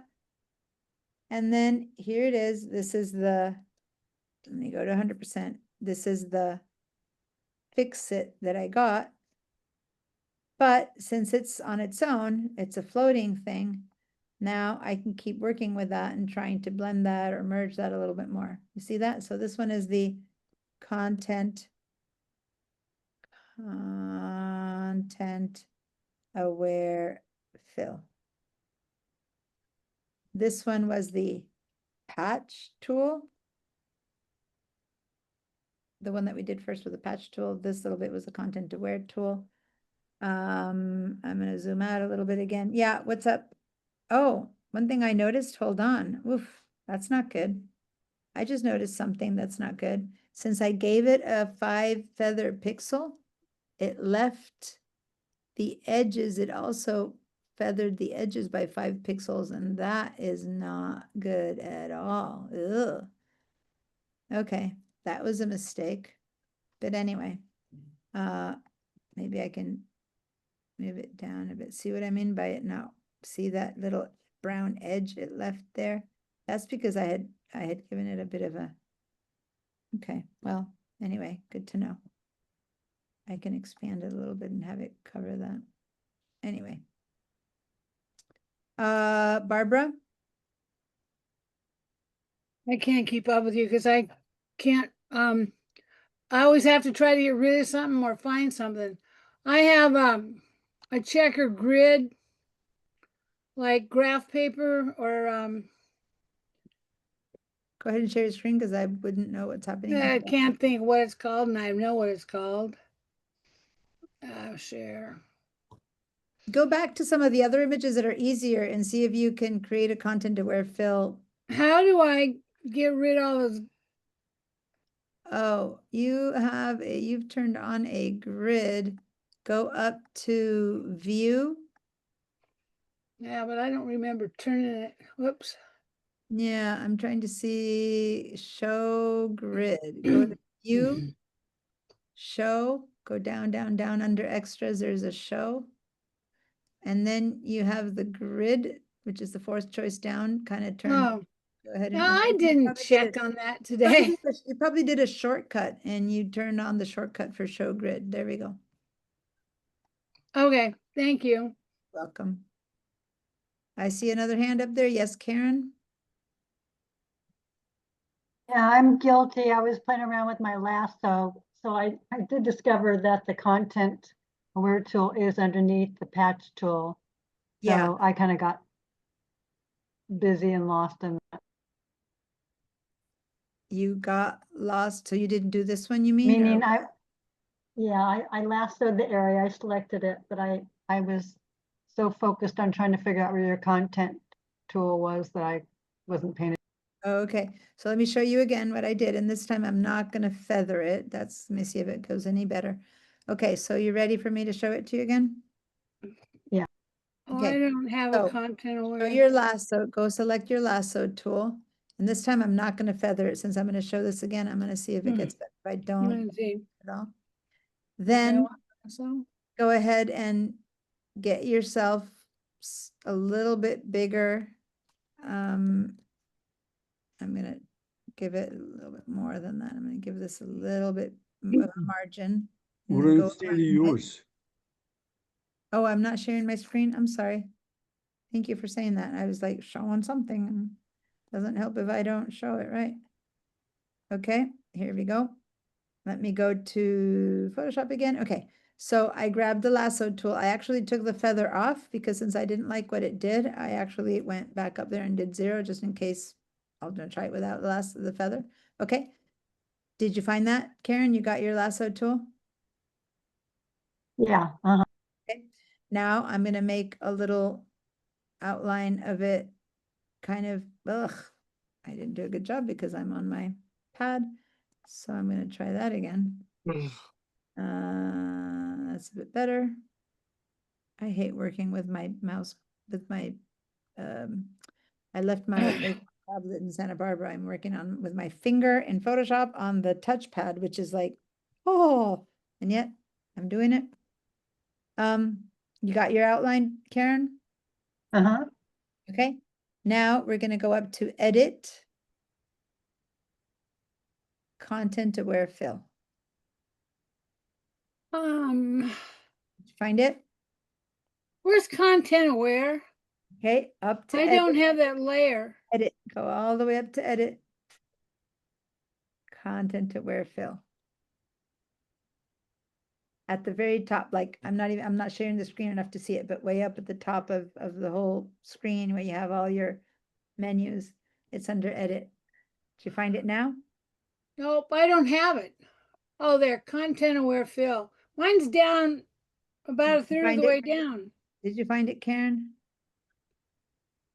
The edit, it doesn't bold it.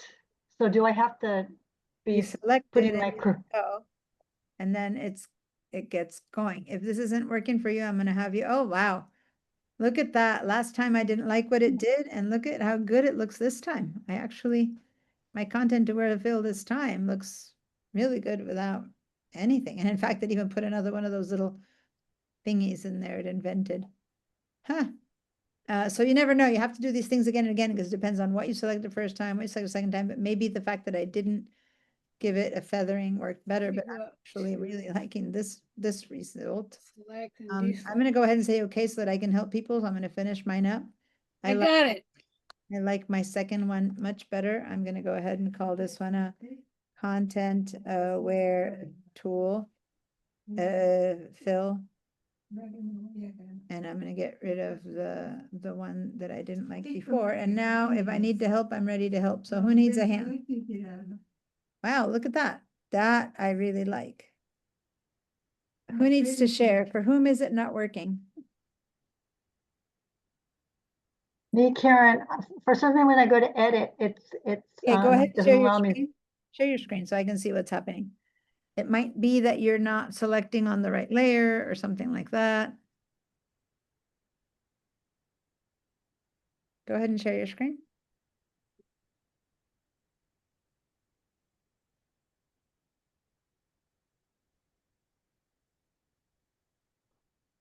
Karen, are you trying to share your screen? Did you repair both of those on the same layer? Hold on. Yeah, I mean, I usually have the class on. But Oh, it so doesn't and the other bring computer. it up, so I have to bring it up every time. Okay, 'cause it just let me know closes what's it for happening some- instead of when there's silence. I don't know what's happening. If you're looking for it, go for Okay. it. What were you asking, Barbara? Did you do fix both of those on the same layer? No, at the bottom of that, it says exit to new layer, and that's what I did. Okay. Okay, so now, Karen, let me see what's happening. Oh, I see what's happening. I can already tell. you made the selection that you made, well, which now is gone, so I don't know what happened to that selection, but you're doing it, you might not be, you're not selecting the background layer. You're probably, it's trying to do it on to, wait, don't, no, don't. Because you're not, you're trying to do it on layers that aren't your background layer, so it's not gonna work. You can't do this on top of a generative fill layer, okay? So select the background layer, yeah. There you go. Now, when you go to edit, it'll work. There we go. There's your content aware fill. Okay. Now it's working. And you kind of have the same problem I had the first time, that it's getting some of that. So you might want to hit minus on these things to see if that helps. Like drag it across, not there, but like drag this one. That's not, hold on, no. Undo that or Command Z. That's good stuff. That's good for it to copy from that. Can you do Command Z? Are you on, you're on a Mac, in a PC, you're on a PC, Control Z? Okay, so you Yeah, need my to drag PC. this over because we're not seeing the edge of this image. So can you hold down your space bar and drag this over? Because you need to see the edge of this image. That's where it's copying bad stuff from. So you need to, or maybe move this little slider here over. No, don't drag that over anymore. You're undoing stuff that's good. Go down here and drag it. Yeah, see this this bar? The scroll bar. No, I'm sorry. Stop. Undo, you keep taking away stuff that's not good. I need you to see the rest of this image, right? There's more image to the right of this line, and you need to see it because that's where it's doing a bad copy from. So you need to grab this scroll bar that I'm surrounding and drag yourself over. Yes, there we go. Drag it. Nope, the other way. There we go. Okay. No, all the way. Nope. You were, when I said there we go, keep going. Nope, the other way. Keep going to the right, all the way to the right. Keep going. There. Stop it right there. Okay. So now you are seeing the place that's being replaced, and you're seeing that this weird little white thing is probably being copied from this, okay? Because that's where you have that light. So you need to go now, yes, with your tool, move your mouse. Where's your mouse? Now go in and erase this from there so that it doesn't use that as a place to copy from. And now when you let go, let's see if that got any better. There we go. See how it got better immediately? Because it's not sampling from that bright light stuff anymore. So anyway, that's kind of what I was doing the first time. I was trying to tell it not to sample from those sharp lines so that it wouldn't bring a sharp line in there. Okay, so Okay. now, Yeah, I'm sorry. I was so busy playing with my now laptop, the so I answer wasn't to paying attention. Barbara, hold on, the answer to Barbara is over here in the output settings, the default setting is to output to a new layer. So that's what you want. You want it to be into a new layer, okay? And that's the default. So unless you've changed it, now you can just say okay to that and go ahead and say okay to that in the bottom. Yeah, Karen, go ahead and say okay to that. There you go. And now that's your fix. And let me get rid of my pink. Hold on. And this down here, you're not, you're seeing all your presets. So you need to get rid of that so you can see your layers. So go ahead and double click on the word adjustments. Go up here to the word adjustments and double click on that so it disappears. Yeah, double click, find the word adjustments and give it a double click. You're an inch from it. Unless you have zoom in the way, you're like almost there. Yeah, you must have zoom in the way. You see the word adjustments, Karen? No. I'm circling it with my circle. If you don't see it, then you must have zoom in the way. Oops.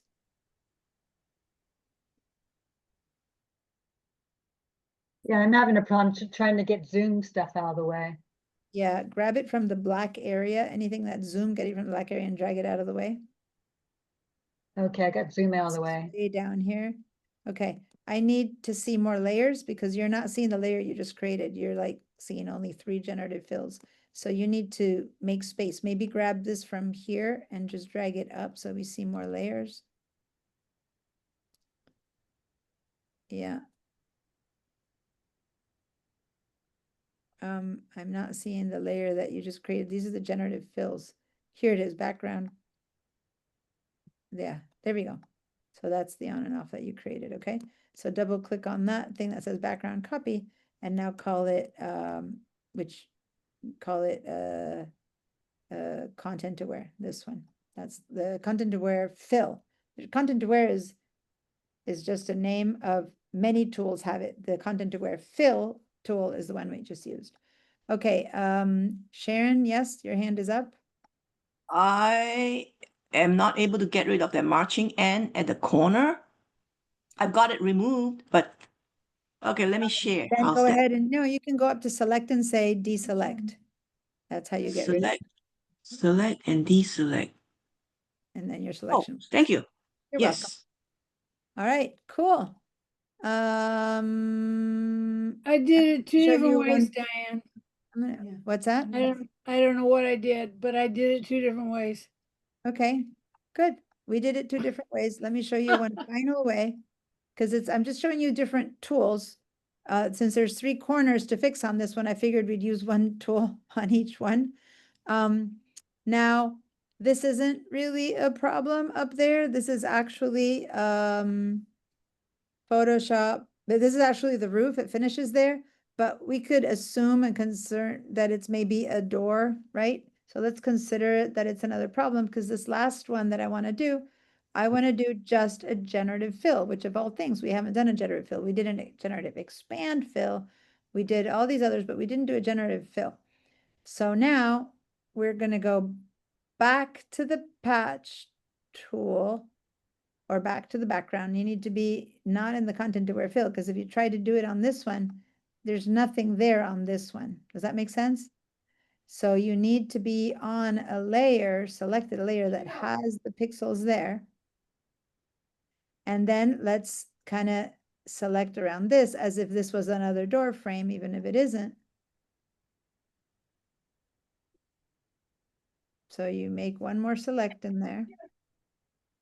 And now we're going to go to edit, actually generative fill, which, by the way, was also here on the contextual toolbar. Okay, so I'm going to click on generative fill and generate, or I can go up to generative fill.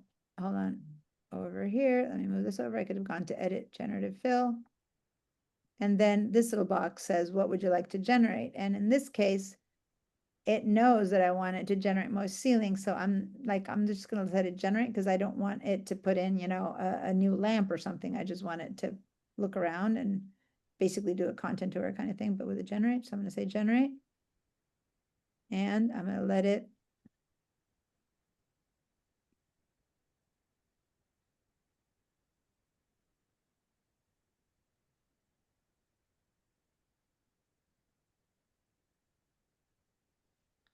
And now, since it's right under what I did, and,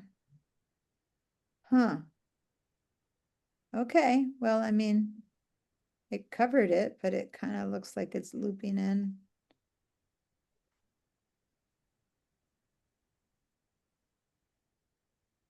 Let me see it without. I don't like any of them. Oh, it's not its fault. It did a good job. I was looking at this like something weird. Of course, before that made sense. Because literally, the ceiling does do a dip, and I was all confused because I felt that they had done the dip. But now, when I see this, it's not that the thing did a dip. It did a good job at hiding it.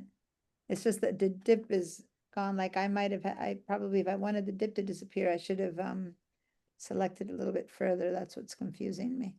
But for that little bit, it did it right. It's just that now it makes no sense that this loop would be there. So I probably would have to have said fill that, and then it would maybe do it as more of an extension. Let me give that a try because I'm curious now. I'm going to hit a generative fill again on that, and I'm going to generate one more time.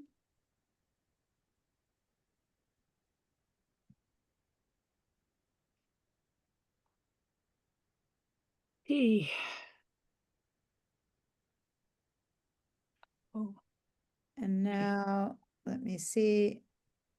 No, that's too stretched out and that's too stretched out. That one's not bad. Not bad, doesn't mean good. But there you go. I have a feeling that Content Aware, one of those might have done a better job, but I don't know. Not bad if I don't know what was there. That's actually, in fact, not bad at all. Like I like my third choice for generative fill.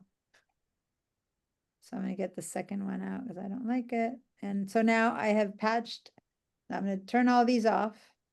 And I've got my original background had that thing, and that thing. And I used the patch tool to get rid of that one. I used the Content Aware fill to get rid of that one and the generative fill to get rid of that one, but actually to do quite a bit more because I asked it to get rid of, you know, all of that stuff. So it had to create out of nowhere a bit more. So there we go. We have created that. Now, of course, we could go in and get rid of these. That would be easy, but just with the release, the spot tool could take care of that or other stuff that's there. But yeah, that's pretty cool. We managed to use all these different tools to fix each of the different corners. When you're done with this, since it was a JPEG and you try to save this, it'll come up as try to save as a PSD. So I'm going to give this one, it's still going to be called Swirl to start with, but I'm going to say 3 different retouching tools, which is what I'm going to call it, because these are retouching tools after all. I'm going to save. And then there's the remove tool that I didn't use, so maybe I'll use the remove tool for these little white thingy, black thingies, and I'll show you the remove tool.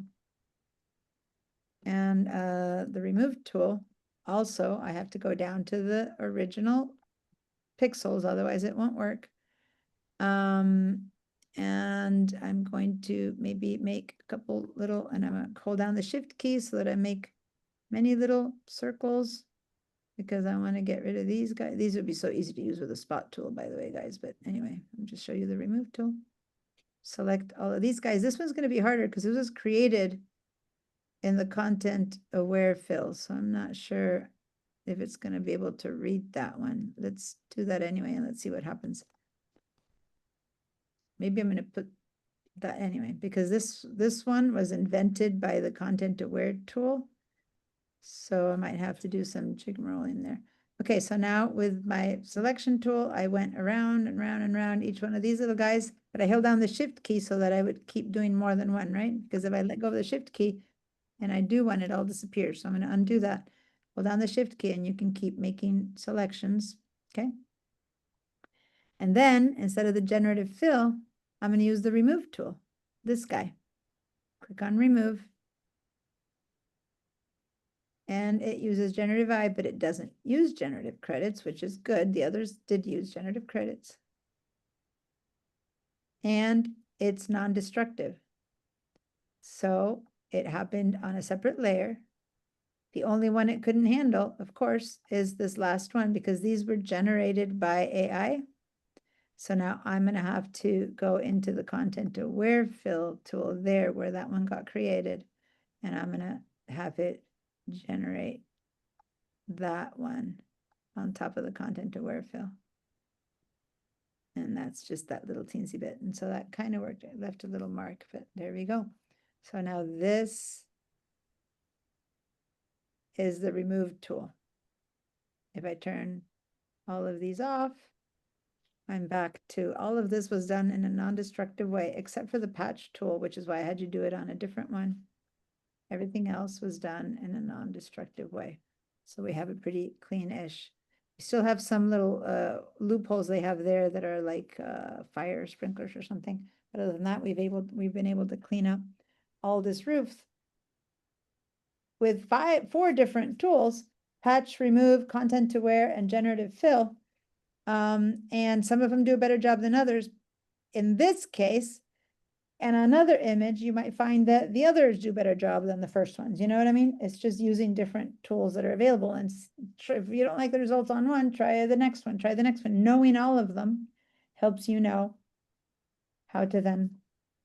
I'd be curious if I were to try to do a generative expand over here, might find a way to set this into the center and do more. I don't know. I'm happy with what I've got here, but basically we've done a whole bunch of retouching tools at once in one image, which is any, go ahead and give me a yes if everything is working. Raise your hands or ask me questions if you want me to repeat something or help you out with something.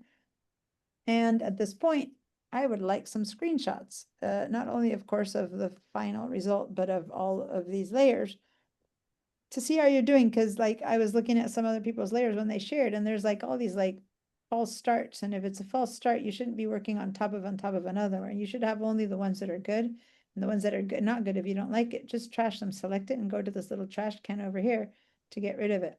Okay, because then you're building one on top of the other. I'm going to do a little quick screenshot here of all these retouching tools. All of them are, we used to call them machine learning. Now we call it, now the new ones are actual artificial intelligence. But they're all amazing and necessary to know of, because one way or another, you might be using them. You can't always get the best results out of one or the other. You need to know them all, because sometimes one does better than the other. Sometimes the generative stuff actually is worse than the content aware. It really depends on what you're using it on. Okay, we used 4 different retouching tools in each of the corners of this ceiling. Oops.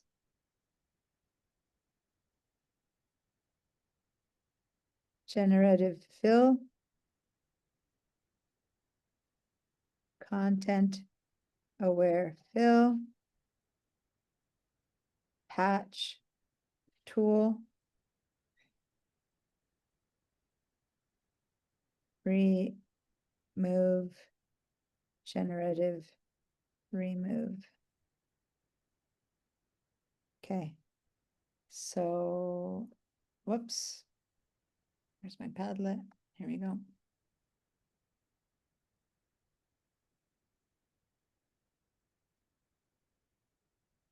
This is the only one that is not non-destructive, which is 2 negatives. I should just say that is destructive. So we first duplicated the background image to use the patch tool.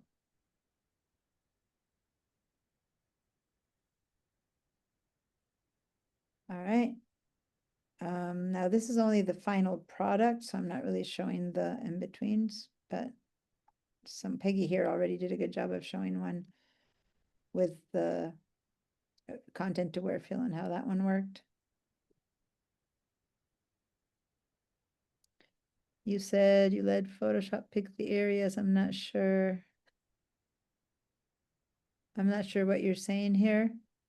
Ed, you said here's the zoomed in. You said I let Photoshop pick the areas. I'm not really sure what So that I did means. a content aware on it. I expanded on each side. And then I took a close-up picture of the area that was expanded. And you can see that it does not, it's not, fit, resolution's the same. So it did a really good Oh, job. for the resolution, the content aware. Yeah, thank you. Yes, the content aware tool, that's the big advantage it has over generative AI. You might want to expand on that a little bit. Whatever it creates is created out of the images, the material that's there. It really picks up from that stuff and it repatches it, puts together, or whatever it does, it kind of matches what's there, but it does it at that same high resolution that you had, versus generative fill comes from somewhere else. It just invents pixels that it puts in your image. So it really is a source from who knows where.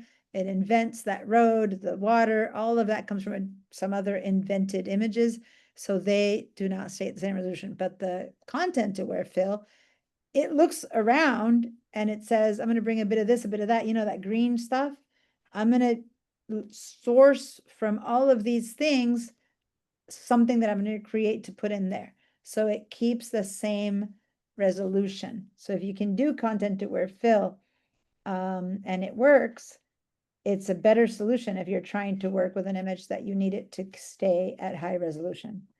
And when it stops working, like I would always say that AI, however, you know, whiz bangs and bells it has, it's still being developed. And at this point, it's like last resource when you have all these other amazing tools that really source themselves from within the image. You know what I mean? Everything else that I just used sources itself from within the image. The only one that didn't is the generative ones. Those invented from something outside. Okay. So I would try the other ones first. And sometimes none of those do it. You really need to put a tree in the middle of the ceiling. Well, you need to go generative. But if you can do something from what's already there, that'll be supposedly, if you know how to use that tool correctly, that would be better. Okay. All right. Let me look at your patchings and your stuff. Look at that. Oh, whoops, that's my 15 minutes to the end of the class alarm. And it's the end of the class, end of the class. So anyway, Diana, thank you very much for a great class. it's not end yet. We still have 15 minutes. That was my alarm to let you know. But thank you, by the way, for your appreciation. It's always good to try to try new things, right? I always wonder because I also need to show you the basics, and sometimes there's so many new things that sometimes it's hard to get to the basics, right? I spend so much time teaching people how to do their handmade masks, and then this time I just went with the, you know, masks created by the Camera Raw tool.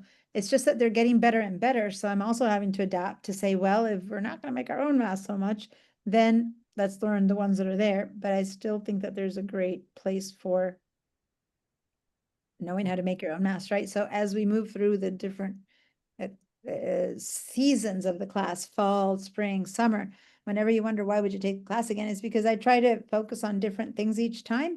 This time I focused on a lot of the retouching, generative, non-generative tools. You know, I'm exploring the new stuff myself and trying to figure out what's good and what's fluff. So anyway, thanks, Ed. I know that you do a lot of research yourself, and then Ed sends me like, oh, I got a good video here, you know, and now and then I'm like, I got that one. Thank you. I don't, you know, I've done my research on that. And then sometimes it's like, woo, you just showed me something new I didn't know, which is really helpful this whole summer because I've been kind of out of it this summer. I've been really traveling and so much happened and just 2 months of not being on top of what's happening with Photoshop. And he was like, hey, this happened, that happened. I'd be like, woo, let me check on that. So thank you, Ed. And yeah, again, please sign up for my other classes. Sometimes the schedule doesn't work for you. I get it, but don't wait till the end of the class ran, because if the class ran, then that's great. But please try to sign up before to help the class run, okay? Even if you can't show up for a week or two because you're traveling or something, sign up for it early on and then join us 2 weeks later, right? Or join us because that sign up really makes a difference for having the.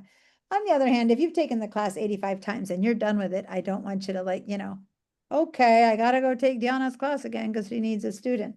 But whenever it kind of works for you, I really appreciate it, and know that you don't need to sit through all 6 classes. You might want to just, you know, skip the first one, skip the second one, or just show up for attendance purposes. And then by the time we're at the third one, you can probably get something out of it. I'm totally fine with you doing that. Okay.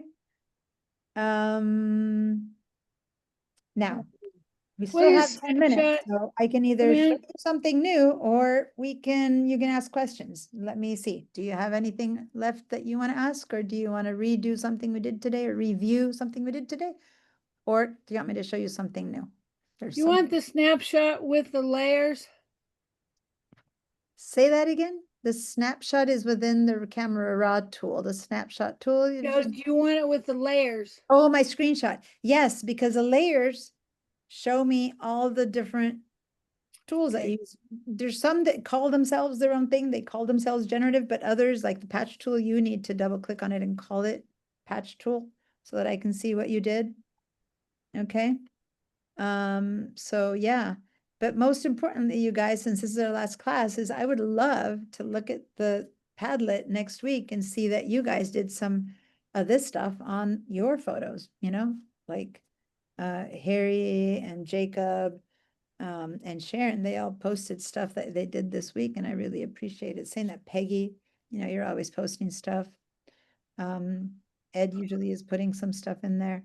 So yeah, I wanna see what you're getting. All this is kind of fun. It's new to me, and I don't want to ignore it, but I also need to teach the basics. I'm basically building a whole set of layered classes now that I'm going to try to teach, but it's hard to even know what to include because it's like constantly changing. And one thing they don't let me do here, for 4 years, I ran a class that was a workshop, and it was just labeled workshop, and I was able to like teach something new each time. Like I wasn't going back to the beginning, right? But since that isn't something that can be put in a certificate, and I'm teaching inside of the Career Skills Institute, which is a certificate, I can't run that. I tried running it in the paid version. You know, school has this fee version. And then if I don't get enough students, it's not worth it. And I was getting 4 or 5 students. And so I would love to be able to say, okay, today we're going to tackle this one really awesome and just some really advanced stuff, but I need to get enough students to do that. So, And you can't do it in these classes. in these classes, I do have to follow some sort of curriculum, Right? even though I'm loose about it. But I do have to kind of consider that. Well, you're really, really good. I get a lot out of them, even though I just haven't opened my computer up in 6 months, I think. Yeah, You were gone too, so no. And I've forgotten. Yeah, well, you know, it's one of those things you never really forget. It's like the bicycle, you just get wobbly and you need to start riding it for real again, but it's not completely forgotten. Guys, if you have ideas of things you want to learn in class, there's a student, an illustrator, who told me something specific you wanted to learn. I'm happy to try to incorporate it as long as it's not too different from what I kind of need to show you. I'm happy to have you guys email me, give me ideas, or send me a photo and say, hey, this is what I've been trying to fix for and I can't fix. Can you give me some ideas? There's some variance tool stuff that Ed pointed me towards that I looked into that I thought was cool. I didn't bring it into this class, right? But maybe I'll try to bring into the next one. Just let me know. There's so much that Photoshop does, even though it isn't a workshop type of format. I try to bring in an image that allows me to give you some new stuff each time, you know, so. Well, I've got one for InDesign, and that's two color artwork for silk screening. Say that again. You've got one for what? For InDesign. Oh, for InDesign. Two color artwork for silk screening. Silk screening. Yeah, that's a good one. Show you how to do the different because then I have to do the color separations. Yeah, that I can bring that in. Okay. Yeah. Break out my silk screening stuff. Okay. So Diana? Yes. Yeah, is there a rule of thumb when you're trying to decide should you edit a photo in Camera Raw or in Photoshop? This class I focus more on Camera Raw. Photoshop has some amazing, well, I just showed you some of the amazing things it has, but it also has some amazing controls. I think it's not an either or anymore. I think that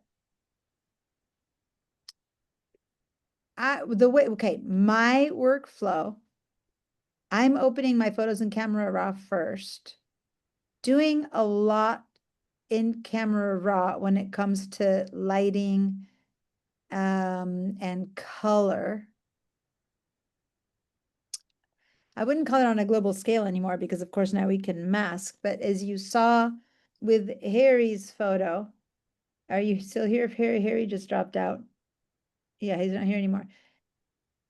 You get those halos that you can get that stuff much more in Camera Raw than you would have, you know, the arches, the ocean. the halos we were talking about, that's something that I would have been able to avoid much easier in Photoshop than in Camera Raw, right? So I'm gonna, depending, if I'm doing gentle changes, those in Camera Raw look really well, but when I'm doing something that's much more abrupt of a change, I'm gonna go do that in Photoshop. So basically it's practice, practice, practice. And as I just did here, I just gave you 4 ways in one photo, and you learn 4 ways and then you just try them on. So basically I go through Raw first. If I like the results, I'm happy with it, then I stay with the Raw changes. Then I go into Photoshop and do what only Photoshop can do. But if what I try in Raw doesn't look as good, I go, okay, I'll just try that in Photoshop. So I back off, I do what does look good, then I go in Photoshop and I finish it, because in Photoshop, I feel like I have more control. Of course, I handle Photoshop much better than most because I've been using it forever. People who've only been doing Lightroom, for example, and they're only doing global edits, for them, Photoshop is like something new that they're trying to learn. So, you know, I think the best solution is to just keep practicing all of it. And that's why I'm saying that's what I do. I do as much as I can in Raw that I think looks good and doesn't ruin the image. Like I don't push things too far in Raw unless it really works. Then I go in Photoshop and then I can push certain areas more individually and I can have more control over the masks, which this class, I didn't really focus on masking that much as I normally do. I just kind of gave a general explanation of masking. But with good masking, I can replicate Raw's work, but I might need 10 layers instead of 1, you know? So it's more work, but I get better results. So that's just me. I don't know. Ed uses other apps. I don't, I have to admit, I check out the other apps. I have some fun, but since a lot of my job is to teach you these guys, I kind of focus on Adobe. But maybe there's other apps that can take over what neither Photoshop or Lightroom can do that you want to bring in.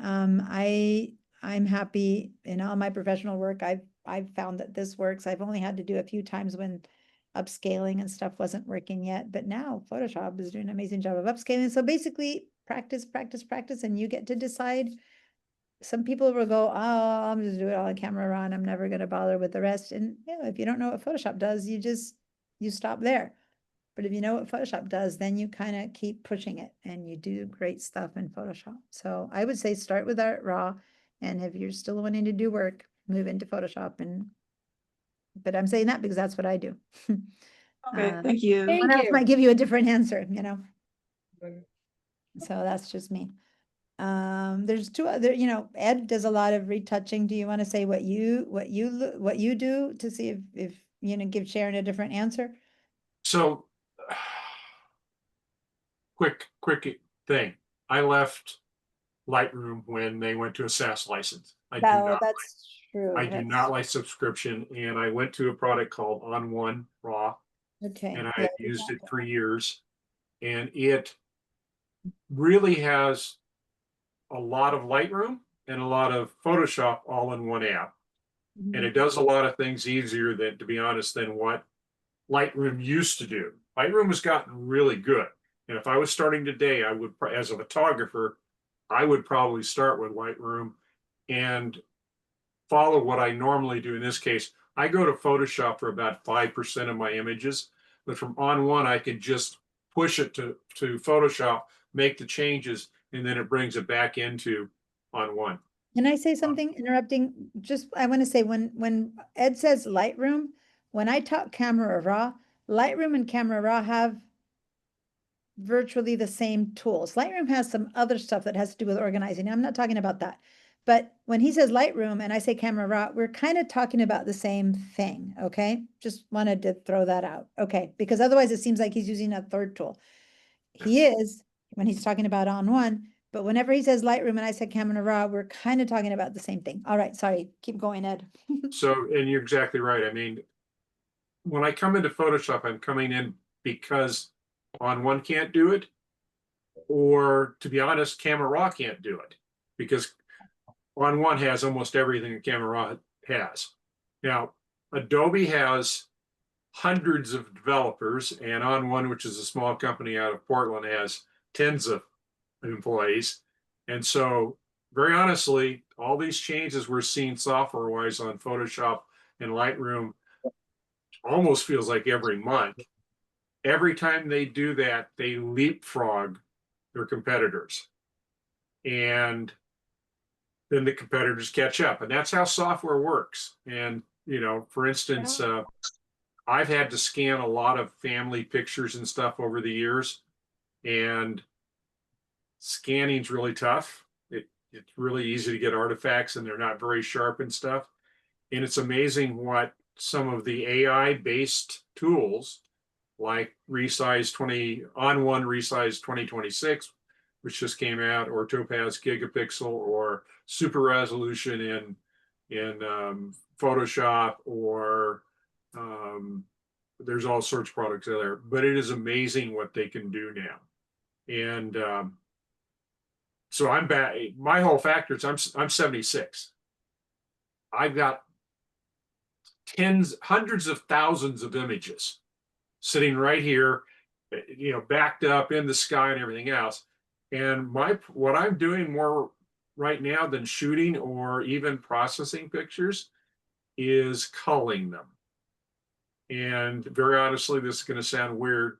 They're going into Apple Photos because that's the easiest sharing program I have with our infrastructure, which is Apple people. So my daughter will have all those pictures of herself. My wife have all the pictures and family. They probably will not look anything. I will probably not cull my my sports pictures because I was a professional sports photographer for a long time. Wow. And those will not show up in the cull because, very honestly, they don't have any interest in it. They don't What care. do they care about some guy that played at UCSB in 1971? I mean, so Work shots, right? this is really weird, but I'm actually using a product. I'm going to throw something out there. If you guys have a similar issue, and let's be honest, most of us on this phone call are super young, other than Diana. So we probably have the same issue that I'm going through. I'm using a product called Picto. What's it called, Ed? Picto, P-E-A, peak with an O on the end of it. Oh. That's the easiest way to do it. Nice. Okay. It allows me to scan images on all of my computers. So from Lightroom, from ON1, from Apple Photos, from everything else, because I have hundreds of duplicates. And I don't want hundreds of duplicates. I want one cold copy. So it's helping me do that. And I do a lot of stuff where Diana knows this. I take a lot of pictures where I try to convert them into artistic environments. And some of that's done in Photoshop. There's some really cool things you can do in Photoshop with AI these days that you can literally create a watercolor out of your picture using the auto gen. By the way, but you're right, you have zero control over it. I also use a product which is no longer available, which is called Topaz Photo, and it allows me actually to go in and apply all sorts of filters and stuff to do it in a lot of adjustment. And it's cool and it's fun. I can tell you right now, I can't draw anything. Me either. If Diana ever comes up and says she's going to do a basic drawing class, I'm saying sayonara. I have no drawing skills. Guess what? And I just want to say two things to what you've been saying. One, I am the black sheep of the family. My mom and my sister, they're the most amazing. Like, they pick up a pencil and it's marvelous. My sister's incredible. So I segued into graphic design and art. I love color. I'm good at painting, but abstract. I'm not good at figurative painting. And so I always said, I'm no good at this. But then I discovered I have my other things, but I will never be able to pick up a pencil and just have like things flow. I just started flourishing when I picked up a camera and went, I can do what I want with a camera that I cannot do with a pencil, right? So you find your own tools. So you'll never find that class from me. But I wanted to go back to what he said at the beginning, that he uses Apple Photos. I'm teaching the I Living I Left class is Apple Photos. I use for anything that's not professional, I use Apple Photos as well. It's just incredible what it can do for storing, for finding, for sharing, for whatever. So the Apple Photos app and what you can do on your phone for my trip, I would take all these photos when I was traveling and I would share them with my friends. I just fixed them with the Photos tools. knowing that it's non-destructive. And then when I really want one of those that are good, what I'm gonna do the rest of this year and probably for many years is go back to all these photos that I've been taking on this trip, just to put together a nice, setup of just this trip. And that's just one trip of the many I take. So yeah, it's just a great overall program for not only not necessarily amateur, but just it's quick, it's fast, and it does a great job.